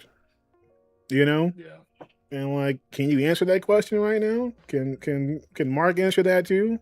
If everyone else is gone, like, will you guys not try and take control moving forward? It was very interesting to see how that happened. Yeah, I see. Asif saying the flashback scene was also really cool. Yes, there were elements of that too that made a lot of like. On one hand, I've been seeing a lot of like division when it comes to why it happened the way it did. Well, we know about the Scourge and stuff, but after Death got involved and everything else there with the Emperor going down and things like that, and Thrag being put into position as the new leader of power, I've been thinking the entire time that there was a civil war or some situation happening. No, there was not. It was not what was happening there. Like, it went into full chaos mode. And I'm like, oh, okay. This is how we handle things out here? Like, well, only the strongest will survive, and we saw who that was.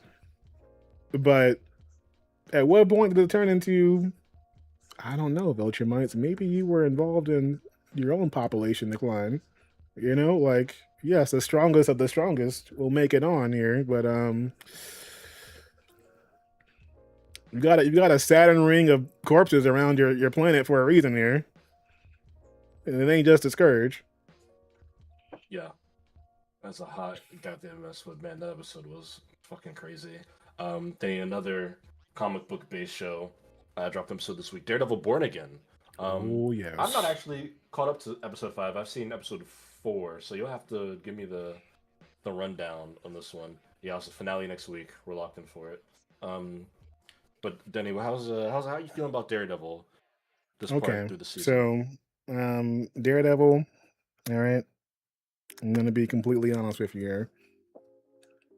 Season 1 of Born Again was hit or miss. It was a split of, this is kind of cool, so, all right. The writing was a bit all over the place. It was nice to see some, some folks pop up again, like your Punishers and such. But season 2 right now is hitting a level that I was like, oh, okay, we're going there.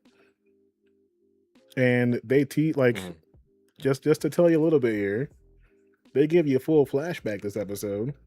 They show They show the beginning of like before Matt and Foggy have their own practice and such, their own law firm. They show before that, they show them putting money aside, like, hey, we're gonna make this happen, you know, not realizing that they were basically working for Kingpin without knowing it. They show like how Vanessa and Fisk met before. They show Wesley back again, you know, driving him around. All that stuff's happening in this episode. That's the same like lighting as like season, you know, 2 and 3 from the old Netflix show. All of that's happening while Fisk is basically watching Vanessa in the hospital because she's not quite dead. And there's other things happening there on that end. Like, you know, this is one of the best episodes that they've had. Not even from like just like we've had episodes like, you know, that have amazing action and such, but like the amount of like storytelling they cram into this one, and then the mixture of like all the characters being put in different scenarios and situations where like you're seeing old Matt, you're seeing new Matt, you're seeing like kind of what's happening with Daniel and Bug's character, where they're pretty much like the Matt and Foggy of like Kingpin's reign and stuff like that too. And you see a moment with Kingpin where like he's extremely just vulnerable and that kind of thing. And it leads to a situation where you see him break down. He loses the voice and everything at one point. Just phenomenal acting and all that happens. And I'm like, whoa, all right, you guys are really going there. And something that you may have seen, you know, that, you know, was making the rounds last week. People have been talking about The Watcher being a thing. And like that one shot from you know, the end of that episode last week and stuff like that, when Vanessa goes down and how they're spotting like, you know, these eyes like the Watcher in the window and stuff like that, and saying like, is this a canon event situation where like things change if she gets involved or isn't around anymore to keep Fisk in control? And like Fisk is still the boss, obviously he's still the guy, but you know, she's his other half. They do a really good job of like showing that passion and love there, where like, you know, he's explaining how they first met. She knew like, hey, there's gonna be some jackass that will buy this, you know, white painting or whatever. I put it up front. They'll spend the money on it, you know. And she's trying to convince, you know, the art dealer, like, oh, you know, some rich guy coming here and they'll fall for it. And he sees her and like, hey, he fell for it, all right. Like, he fell for a lot more than that, but it happens. But yes, we like the same way that Invincible's hitting that kind of peak right now. And like Daredevil's got like 3 episodes left, and it's hitting the point now where like the same way that Foggy like led to like some craziness for Daredevil and Matt's character, where like they go unhinged for a bit. We're hitting that point right now where like I am scared for the characters, because Fisk right now is going to be relentless. Like this is gonna be like we've seen him, you know, angry and everything else, and we've seen him whoop the shit out of a boxer recently and everything else there. All right, but like, this is one thing. I'm just gonna get on my personal soapbox for just a moment here. Okay, just one moment. All right. Okay, I'm gonna zoom in for this one. Okay, as someone who's been in plenty of relationships over the years, okay, in plenty of situations, when I love and care about somebody, all right, and I ask you to do one thing, okay, and it's because it's for your best interest to keep you safe or whatever here, all right, and you do the opposite of that one thing, all right, and you're like, look, baby, I can make this happen, and then the exact thing I was worried about happening ends up happening right there, all right. It is the worst case scenario. It is like the biggest nightmare for somebody you care about, when you're just like, look, I can't have you around right now because these kind of things are happening. All right. This is a public event. And then you're like you're on cloud 9. Everything went perfectly. And then she strolls in. Hey babe, what's going on? And you're like, what the I told you this one night to chill the fuck. What are you doing here? And then like the exact thing happens that you've been trying to keep it from happening the entire time. Bro, I would be in shambles. Yeah. And you almost forget that like this guy is terrible. You're like, this is a terrible person. But right now in this moment, you're like, geez, it's a mess. So now that that's not an option, what's holding this man back at this point? Like who's telling him, you know what, babe? Maybe let's not massacre people today. Maybe, you know, we can have a nice little let's have a little chill dinner together. We can maybe, work it out. Because for me, the one thing, like Vanessa, they clearly show that Kingpin and Vanessa, like they love each other, and he's her other half. But at the same time, and I watched the podcast afterwards with, the actress that plays Vanessa as well, and she said it too. The way I'm thinking of it, like he loves her more than anything, but she also realizes that, despite that, she'll never be enough for this man either. He's always going to have higher expectations. He wants the entire city. And so she gets more and more involved in the business and everything else here. But ultimately, like, he's never going to let it go. He's never going to just retire and just, we're going to spend some time on the beach together and have some fun in Cabo. No. This man moved into, like, being just the guy he was, the becoming mayor, everything else here. And there's no turning back from that. There's no, like, all right, honey, I've done enough here. You know that guy, Spider-Man? Yeah. Daredevil? Yeah. I'm going to go back to just living a simple life here. Not happening. So now he doesn't have that around. Good Lord. With his own, like, mini ice agents popping up everywhere. Okay. I would not be surprised if another character dies before the season is over. Hopefully Yeah. Frank shows up again and saves the day because we know that Daredevil's not killing anyone. So somebody's got to put some bullets in some heads here. All right, at some point. Definitely feels like all bets are off with this season there. Absolutely insane shit going on in that show. I also love that Bad Kitty's mom has been watching Daredevil and enjoying it. That's great. There you go. Yeah, Bad Kitty. Yeah, tell what. I want to see what. I'm curious what, like, folks, as far like the romance has been drawing people in, honestly, from like the Vanessa and Fix side of things. But then there's also like it's kind of those brutal fights happening throughout the show, and plus you got Bullseye and such too, and they recap his side of things too on the other end during this episode, like it's so like diner scene and stuff like that. And I was having a good day. And I'm like, yeah, look, all right, you killed someone with a lobster, bro. Like, you threw a lobster at somebody in that scene. Imagine being in someone's, like, at the autopsy room, and they're like, yeah, he got killed by a toothpick. This guy by a spoon, actually. Yeah, don't tell his family that, all right? But tell me, it was brutal, a couple bullets to the face, but actually, yeah, it was a spork. Like it, That'll be the next episode. Like, good Lord, man.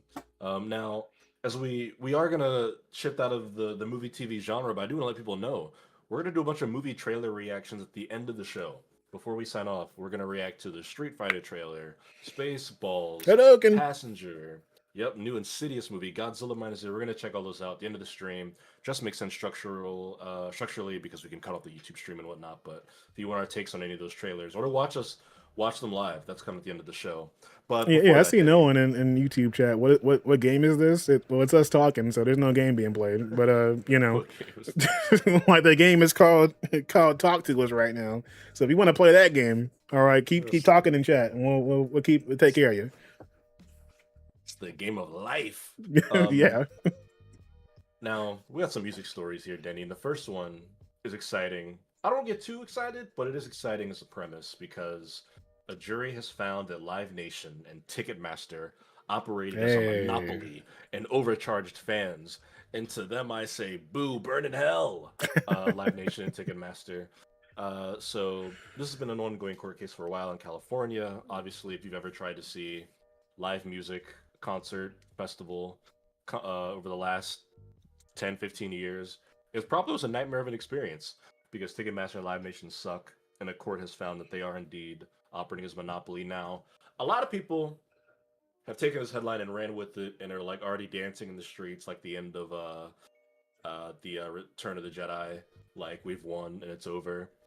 Ain't no punishment's been dealt yet. We gotta figure out let's calm down. What next, That's like the ruling. They've ruled it's a monopoly, but then now what, right? Are they going to be broken up? Are they going to be forced to sell? Are there going to be new rules implemented? Like, if you try to buy a ticket today, it's still bullshit. You still got all those crazy ass fees.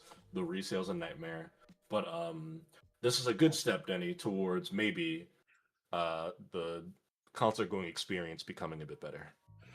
Yeah, it's definitely a big step. I'm sure, for those of you that were going to WrestleMania, I mean, not many of you, but I'm sure you felt those Ticketmaster, fees hitting you, slapping you up, and people obviously are always also concerned with the fact that like they have that like, you know, automated ticket increase happening where like if enough people are buying tickets in a certain spot in the venue, then they start raising those prices on their own. So it's dynamic pricing happening too. So many like plenty of these issues, being a monopoly and the kind of thing. Like this is something that's groundbreaking on obviously, but until we see how things go from the court end and actual follow through, especially with who we got in office right now, and who he talks to, uh, I'm not gonna get as excited until we see some more follow through on that end. But this is the right step to a certain extent. Actually getting the win here and Yeah. something happening instead of it just being completely ignored and avoided. Yeah, exactly.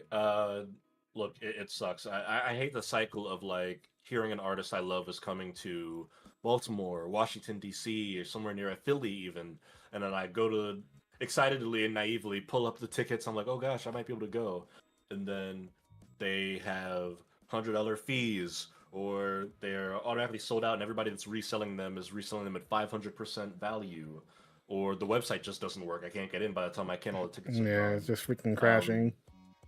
yeah, and they're the only option. It's like you can buy through them or you can just not go. It sucks. So yeah, I hope that we get some swift and just punishments here. I hope it's not like a slap on the wrist, go back to doing what you were doing, sort of stuff. Um, Speaking of slaps on the wrist, another interesting one. Denny, Kanye has canceled his France performance as he could be potentially banned from the country. This comes Of course. after the what was it called, Wireless Festival in the United Kingdom. They canceled the entire festival because people kept pulling out, sponsors kept pulling out because Kanye was the headliner. I think Rockstar Games pulled out, a bunch of people pulled out to the point where they're like, at this point, it's untenable. We got to just cancel the whole concert. I think the UK, I think they banned Kanye from entry, and that was the last straw. It was like, well, we just can't do this festival Yeah. anymore. And now, worried he may be banned in France, he's canceled his French show. It's almost like there's consequences to your actions and your words. Really? Oh. Yeah, I no. know, Like the I know, Kanye yeah. situation, like it's crazy how things have gone, but also like the scenarios where like imagine when GTA 6 drops if like you had a healthy Kanye relationship happening and like they may only have its own station, everything else happening in game. You have so much like so many different elements involved there, but now we're in the period of time where it's just fallout across the board. This man's dropping, albums that are trash, and then there's obviously mental health involved too there, and you wonder how many Yeah. people are just uh, echoing whatever to stay within the circle and to get paid. But it's definitely sad to see. Um, where like you got someone that was so much a part of like I don't know a lot of like just middle of my life and like college years, Chicago and everything else here, going to live shows, seeing things happening and like, man, he's really doing this. Like, okay. Like, and then going to like where we are now where like the man thought he was God to a certain extent.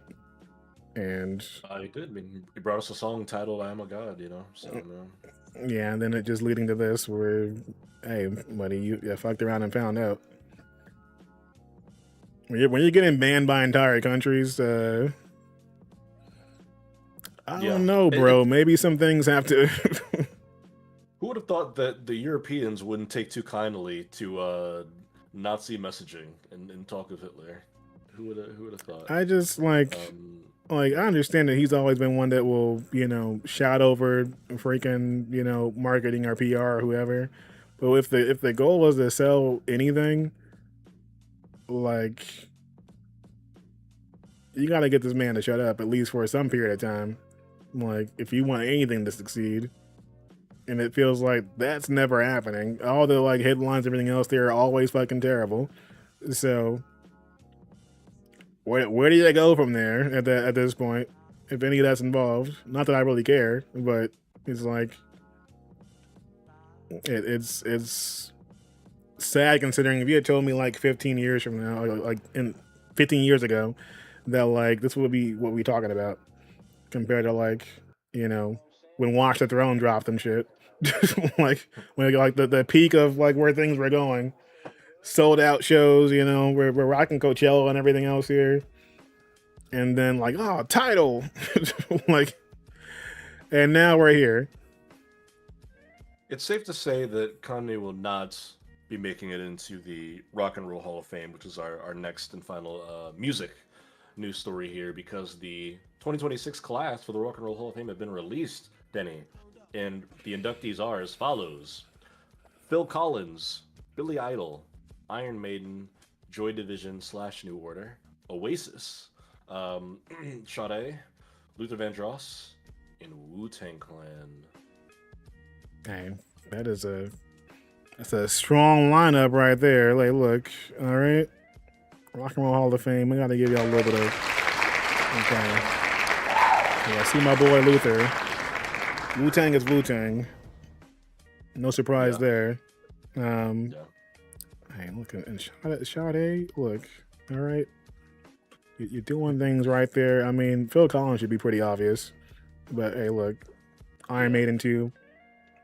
Iron Maiden's obvious, yeah. Well, I know we had a little chatter about Oasis, in the chat the other day. But yeah, Asif wasn't feeling that one at all. I can't name shit about Oasis besides Wonderball, and even then, it's been forced upon me multiple times when I hear it usually. So, but we got some winners in here for sure. I mean, Luther is Luther. Like, that man should be in every Hall of Fame at this point. That's true. Like he's that voice. All right. Sade, look, I don't think she gets as much, love outside of like the essential like Black and R&B community as she should. But definitely some groundbreaking stuff there over the years. And then Wu-Tang is like, man, like hip hop is not where it is without Wu-Tang Clan as it is. But like they definitely bridged the gap when it came to genres and other stuff too. And put them where they belong. Yeah, legendary stuff. But wanted to give those folks their flowers here while we're talking music. Do want to give our question of the week, which actually came from you, Denny. I mentioned that later on we're going to react to the Street Fighter trailer. Street Fighter is going to release this year, and that means it's going to go head to head with Mortal Kombat 2, another fighting game movie coming out this year. Oh yeah. So our question of the week is simple. Which movie are you more excited about? Street Fighter or Mortal Kombat 2? What's your answer here, Denny? Hey, part of me wants, like, without watching the trailer, part of me wants to give Street Fighter some love, but honestly, I think Mortal Kombat's hit the sweet spot right now, in my opinion, because the first movie wasn't groundbreaking. It was still lacking, but it seems like this one understands what it is better, and they've hit that level of things where like it looks better quality wise, and it looks like there's some actual storytelling happening that looks interesting instead of it just being like, look guys, the thing is happening on screen. And I really appreciate that, because you could have gone for another one of those scenarios and just go on that route with just here's some more fan fodder. We'll get this kind of thing in on screen. But it seems like they're actually trying. And that goes a long way with me on what these, video game movies and stuff like that. Street Fighter's going in more on the wonky and like cheese side, it seems so far. Like giving more like the Speed Racer energy to a certain extent and that kind of thing. Maybe some Kung Fu Hustle to a certain extent too. Which could be a lot of fun. But if I have to choose between which one I'm seeing first, like, it's MK. They don't come out at the same time. That would have been hilarious if they did. No. Yeah, we're getting MK2 first, and then Street Fighter will be later in the year. But even them just being in the same year is funny. I'm with you. Mortal Kombat 2. I, in general, am more of an MK guy, but also I think the movies, MK looks more my speed. I think it being a sequel helps. I think they've learned their lessons from the first one. The second one looks like it knows what it should be. So, yeah, I am with you on that. I'm also gonna need you to parse through this next story for us, Danny, because we got a funny wrestling headline this week. Oh boy. Yes, we do. Okay, like and this is WrestleMania week. Okay, I'm deciding on how I want to handle WWE content and stories moving forward because I've not been watching the product, and that is intentional. But it is the biggest weekend of the year for them and everything else. There's been plenty of like media and news stories happening in different places because of it too. And they've been really pushing the celebrity route with a lot of things going on too. We've got folks popping up on WrestleMania, on ESPN and stuff like that. During Stephen A. shows, Sports Center stuff like that too. Folks getting cursed on screen. Jade was on last night and this morning too. There's plenty of like that crossover happening because ESPN and WWE do have a deal now. So they're getting more of that kind of action, and I don't think they're as happy with how things have been going, but it has been going. So yeah, this story this week, which I thought was hilarious. I'll play a little bit of the footage too, but Jey Uso, who's a portion of the bloodline, the entire Roman Reigns story, and the throw the ones up and such. He was on Mage's and Cameron's podcast. It is what it is. A few days ago, and they had a bit of a heated discussion going down during the show, and it led to physical acts happening. All right, it got a little bit wild and crazy on the actual show here. So I'm just gonna show a little bit of this because it was hilarious to me how he got yoked up, but it happened. All right. And people who aren't, involved in like watching wrestling regularly, they're like freaking out, like, oh my God, what? Oh no. Like, and other folks are just responding like, this is what happens when you talk shit, like they're thinking it's another reality show situation. Like when they're watching, Love is Hip Hop. And I'm like, guys, okay, let's calm down. All right. This is WrestleMania weekend. They have things they're trying to make happen. But yeah, so I'll pull this up and just show a moment of it here because I thought this was more entertaining than I'm going to see probably most of WrestleMania weekend since I'm not watching the show. But yeah, I don't actually have any more questions. Nick, I'm more mad at you. Right. This is You keep bringing Saturday the boy WrestleMania Cameron. this year, and you don't bring us a Sunday WrestleMania. I ain't talking to my producer, bro. You ain't bringing Sunday. I need a Sunday WrestleMania. I don't smell what the Usos cooking. And at the end,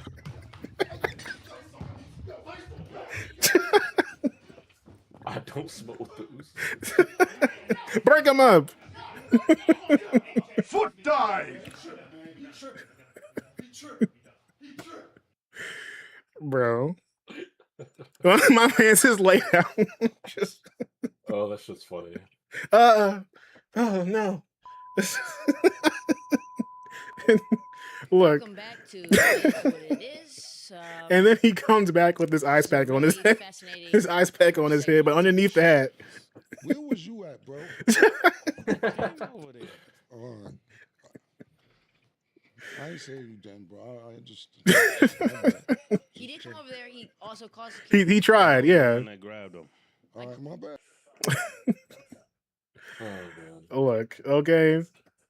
It is WrestleMania weekend, all right? So goofiness is going to happen. But the fact that, like, some people are thinking this is real and just, like, this wasn't some kind of stage situation. But even then, this man got tossed up and pulled out from behind that desk way too easily, okay? And I'm just like, yes. He flew over that shit.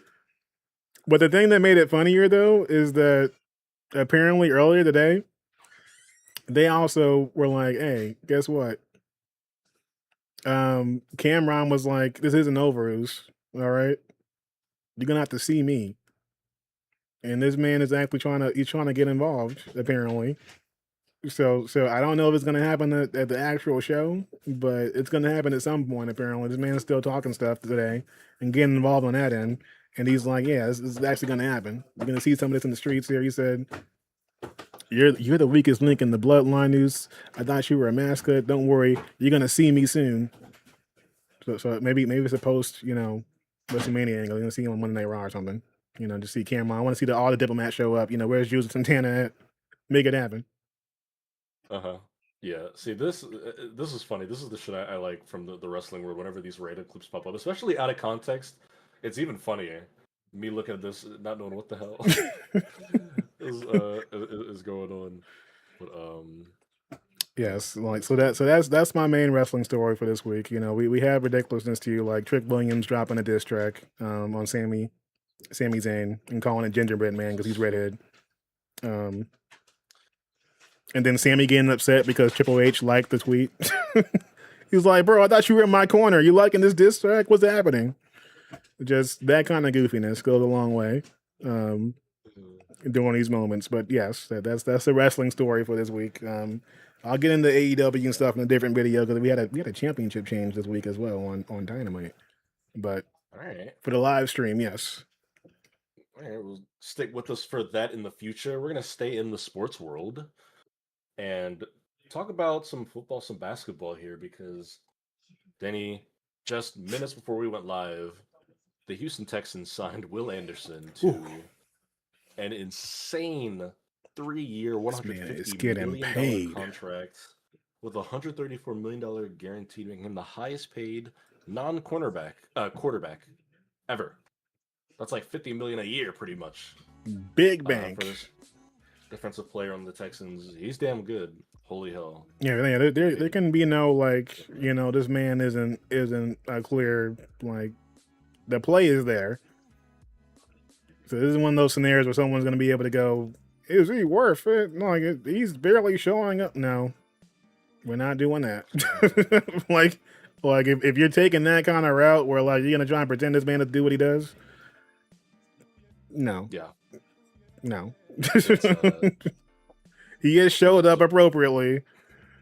All right. And we've seen it. We've seen that happening in multiple highlights. So not going that route. Well deserved for him. So it's exciting for the Texans. They need to keep that defense in tip top shape. They got a defensive minded head coach. Makes all the sense in the world to me. Yeah. Marco's definitely like you see it coming. Yeah. Jumping over to the basketball side of things, the NBA season is still going on. Regular season just ended. Hey, Denny, how about it? The Trailblazers beating the Suns mean the Bulls get 2 first-round draft picks. Look at that. Look at that. New era's coming. New GM on the way. Probably might be a new coach. Billy Donovan might be out of here. Who knows? But you know, if I had that meme, you know, I just do that. You know.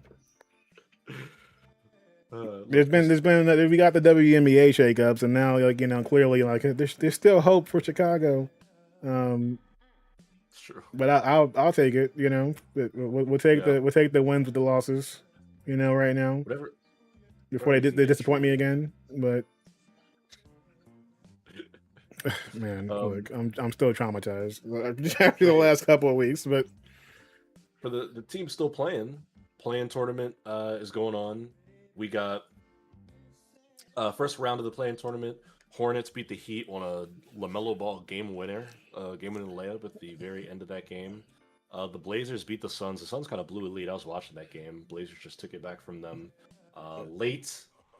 The Warriors embarrassed the Clippers. The Clippers blew a 13-point fourth quarter lead. Stephen Curry. Oh yeah. Just erupted. Just another Steph boogeyman sort of performance where he just sucks the life out of an entire franchise. Dropping 35. He had 27 in the second half. Draymond blocking up Kawhi Leonard. He was just like, this is the things that like we're gonna list off when it's over, bro. Like, I don't want to hear any of that kind of conversation going a different route. When you see what's happening and now it's happening, this should have been an easy put away. The way that first half was going, and it didn't go that way. Like 27 points in second half, bro. Like stop him. Stop this man. He said no, that's not happening. Yeah. Like not around here, not in these parts. And I also don't know like if you're in a situation where like Steph is hitting these shots in your face and everything else here, like what do you like as from a coaching standpoint, like what do you tell the team? All right, when he's going on a run and like now you're seeing that lead be what it is. If they weren't motivated by the by third quarter, what's happening when you see Steph go off like this? Like you do you make a different decision? Is something you say to them like, "Hey, we can do better, guys"? Like, I feel like I don't know. I feel like the Beltramite in me would come out and just like ugh. Wisen up, child. All is ours. But sir, Steph Curry's on the floor. How do I have to repeat myself? Like until something changes, because goddamn, not like this. Guy's a legend. He's a goddamn legend. That's Stephen Curry. The devil named Curry keeps attacking us, tormenting us. And then one more game we had was the Sixers beating the Magic. Orlando Magic been a fucking dumpster fire. That team was supposed to be good this year, and they're in the second round of the play-in tournament now, fighting for an 8th seed. They're supposed to compete in the East, man. They might not even make the playoffs anymore. Yeah, they just lost to the Sixers with no Joel Embiid. I wasn't quite like I wasn't on that train from the beginning, like the way that some folks were, because I feel like they didn't like they weren't showing me enough heart at times for things even throughout the season, but then also just in general with the way they were playing. I'm like, this isn't gonna work in the playoff situation. But they could have showed me different, and then they didn't. Yeah, they're embarrassing. Glad they're not my team. Yeah, that's the play-in tournament does continue tonight. We've got, let me look at these matchups. We have the Hornets and Magic playing for that last spot in the Eastern playoff bracket, and then the Warriors and Suns playing for the final spot in the West. So I'll make my picks. I'm gonna say Hornets and Warriors. Let's rock. Okay. Start the dance. I mean, I'm gonna probably tune into a bit.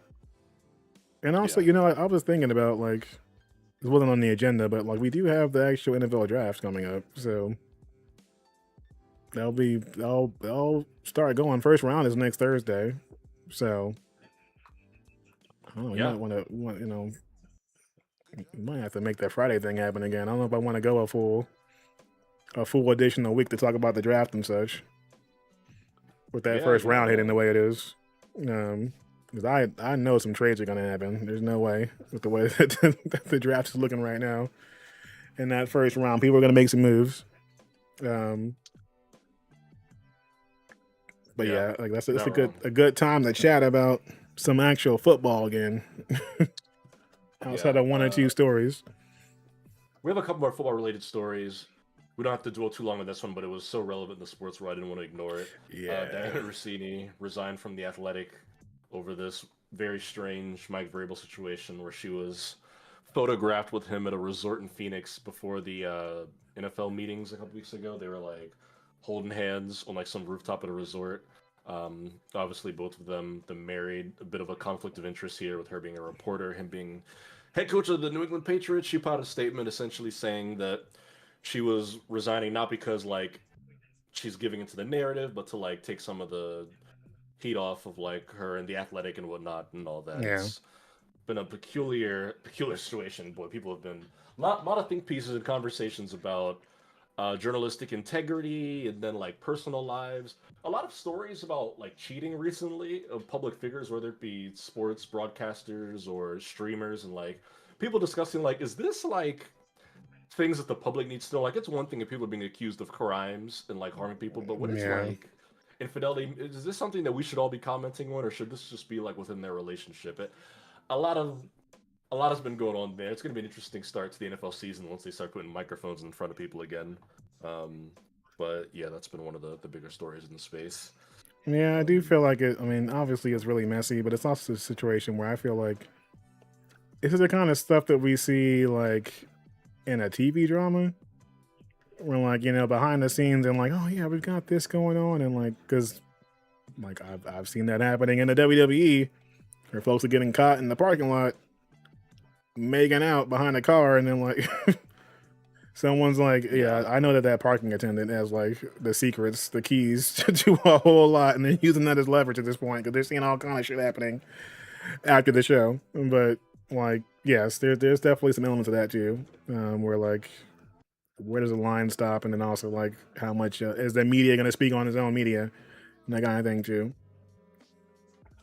Yeah, it is such a mess, man. And another piece of news was also met with a little bit of controversy. AZ Fudd went #1 overall in the WNBA draft to the Dallas Wings, who pick now back-to-back years at #1. Last year they took Paige Beckers. This year they took AZ Fudd. They both went to the University of Connecticut together. They are, as far as it seems, the entire internet is concerned, in a relationship with each other. They asked AZ about it during her introductory press conference, and the team cut in. A spokesman for the team button before she could answer and was like, "We're not commenting on like player personal lives and stuff," which stirred up a bunch of conversation again with people being like, "Should they have to address it? Should they not? Is it appropriate to ask them about it?" Again, a lot of think pieces going on around the basketball world this week, but WNBA draft was exciting. A lot of expansion teams involved. Yeah, and I think like this is the kind of like there's plenty of positive attachment and news, you know, breaking about WNBA right now in the ways that like I'm glad to see the growth happening the way it is, like in the same way it comes to like the money investment and stuff like that too. It still needs to grow, obviously, but like I think that like them being involved in some of these conversations that can be kind of like, you know, used in different straw man arguments, whatever, like it's sounding more sports like like it can like things can get toxic, but at the same time, like Yeah. there's engagement and investment happening now in ways where folks are actually caring about their teams and stuff like that enough to actually be, you know, to talk shit in this way and some of this stuff too. So I'm hoping that we see more of that positive energy, but yeah, I see some of that discourse too. Yeah, it's been a fascinating thing to watch. Another NBA story is the season has wrapped up, the regular season, that is. We got Luka Doncic has been named the scoring champion, and then Doc Rivers, Danny, if you can believe it, out as the head coach of the Milwaukee Bucks after 3 years, which kind of crazy. He lasted 3 years, but this always seems silly from the moment they announced it. So no real shock. I did not understand like the choice from the get go, but folks bring up history and legacy and stuff like that, which obviously, like, you know, yeah, you understand that, but when you switch teams, like, where is the legacy at again? On a brand new spot? Yeah. It's not. Yeah. I saw somebody say Doc Rivers got to be the first person to be inducted into the Hall of Fame and fired in the same year. Jesus. Because obviously we just talked about he got put in the Basketball Hall of Fame a few weeks ago. Bruh. Yeah. One more sports story for you. I squeeze in here at the last second. The Baltimore Ravens have unveiled their new jerseys. Of course you squeeze this in here. Okay. Denny, after a decade and a half, the Ravens have new jerseys. They revealed them last night. These shirts look slick. All right, let's take a look here. Like, okay, we got feather around the collars. What is this intro video happening here? Like, what is this? Okay, we got black helmets because we're the Ravens. Damn it, this is serious business. What in the fucking Elden Ring is this? Like, okay, like, look, they're leading into the Edgar Allan Poe. It's Gothic, you know. The team's named after the Raven. You know, a poem. So we're doing Edgar Allan Poe stuff. All right, so look right here in the video, we're showing you the old jerseys. You see Derrick Henry, you see Zay Flowers, you see Lamar Jackson, you see the legends of Baltimore football in the modern sense. That is. Now look at that. That iridescent. Look at the collar. Look at the helmet with the red eyes. This man said iridescent. All right, look. Okay. Look we got a black helmet now. I mean, if this doesn't make you want to run through a wall, I don't know what will. We got Roquan Smith there. You know, I'm more upset that this is the closest we're gonna get to a freaking Bloodborne live action movie right now. This shit going on. Okay, like what are we doing here? Okay. Look at the gold shield on the sleeve. Come on, tell me this shit ain't clean. Tell me it's not clean. The new purple and gold colorway. Okay, it looks good. Look at all right. Neck lining. Like, will I be buying one of these for $200, authentically stitched? Probably. Well, will I try to sneak into the stadium with pads on to play kickoff weekend? I might. I might though. This has me ready. I'm ready to go. It's April. Let's go. Kick the ball off. Let's start the season now. Let's go. 10-month season. I'm glad you're ready to go. I'm glad you're ready to go out here. I don't know about the actual team now. All right, get them out of here. But I'm glad that you're ready to watch. All right, maybe tell Lamar. He's ready. As long as we got 8-ball, we're good to go. As long as he's breathing, I'm ready. I'll follow Lamar off a cliff. They sold him last year. Kicker sold him, but it's like, what can you do? What can you do? You got Superman playing with a bunch of stooges essentially. That's all right. We're gonna get right this year. We got Coach, new era in Harbaugh's gone. Y'all hear how he's talking to himself? He's talking himself through it. Yeah, we're gonna be all right though, guys. All right, no, we'll make it through. Okay, it'll be fine. All right, we got this. It hasn't. Up his bench. Ravens are back in the playoffs. It's fine. No question. All right. No, that's just believe. All right, believe it's possible. We can do this. All right, go Ravens. No. All right, that's enough of that. League's not ready. We have a top 3 quarterback. We're coming back to the playoffs this year. You can book it. Book it. I'll bet anything. Okay. Well, I'll make sure to clip this for later. All right, to use against you. All right, later in the season. Set the reminder for December 31st, 2026. Jeez. All right, I'm gonna have so much fun with that. All right, there's gonna be like this. Let's prepare yourself for the usage of the Donovan emotes. Okay, appropriately when this happens. All right. Well, we've reached the end of our. Those are all of our news stories there. I think this is the part where we say goodbye to the YouTube side of the stream. It's time for trailer reactions. Yes, let me prepare to get YouTube out of here. But thank you for those of you who hung out on YouTube. And if you would like to join us over on this side of things, you can pop in on Twitch to watch the live reactions to some brand new trailers, including the Street Fighter one. I'll drop a link in chat for you all to pop up on. But we're going to be sliding out of the YouTube end so we can watch these without getting flagged. Hell yeah. Alrighty. But yeah, basically, we haven't seen these trailers yet. We've been holding off just to watch them on the show. So it's going to be our first reactions happening, basically.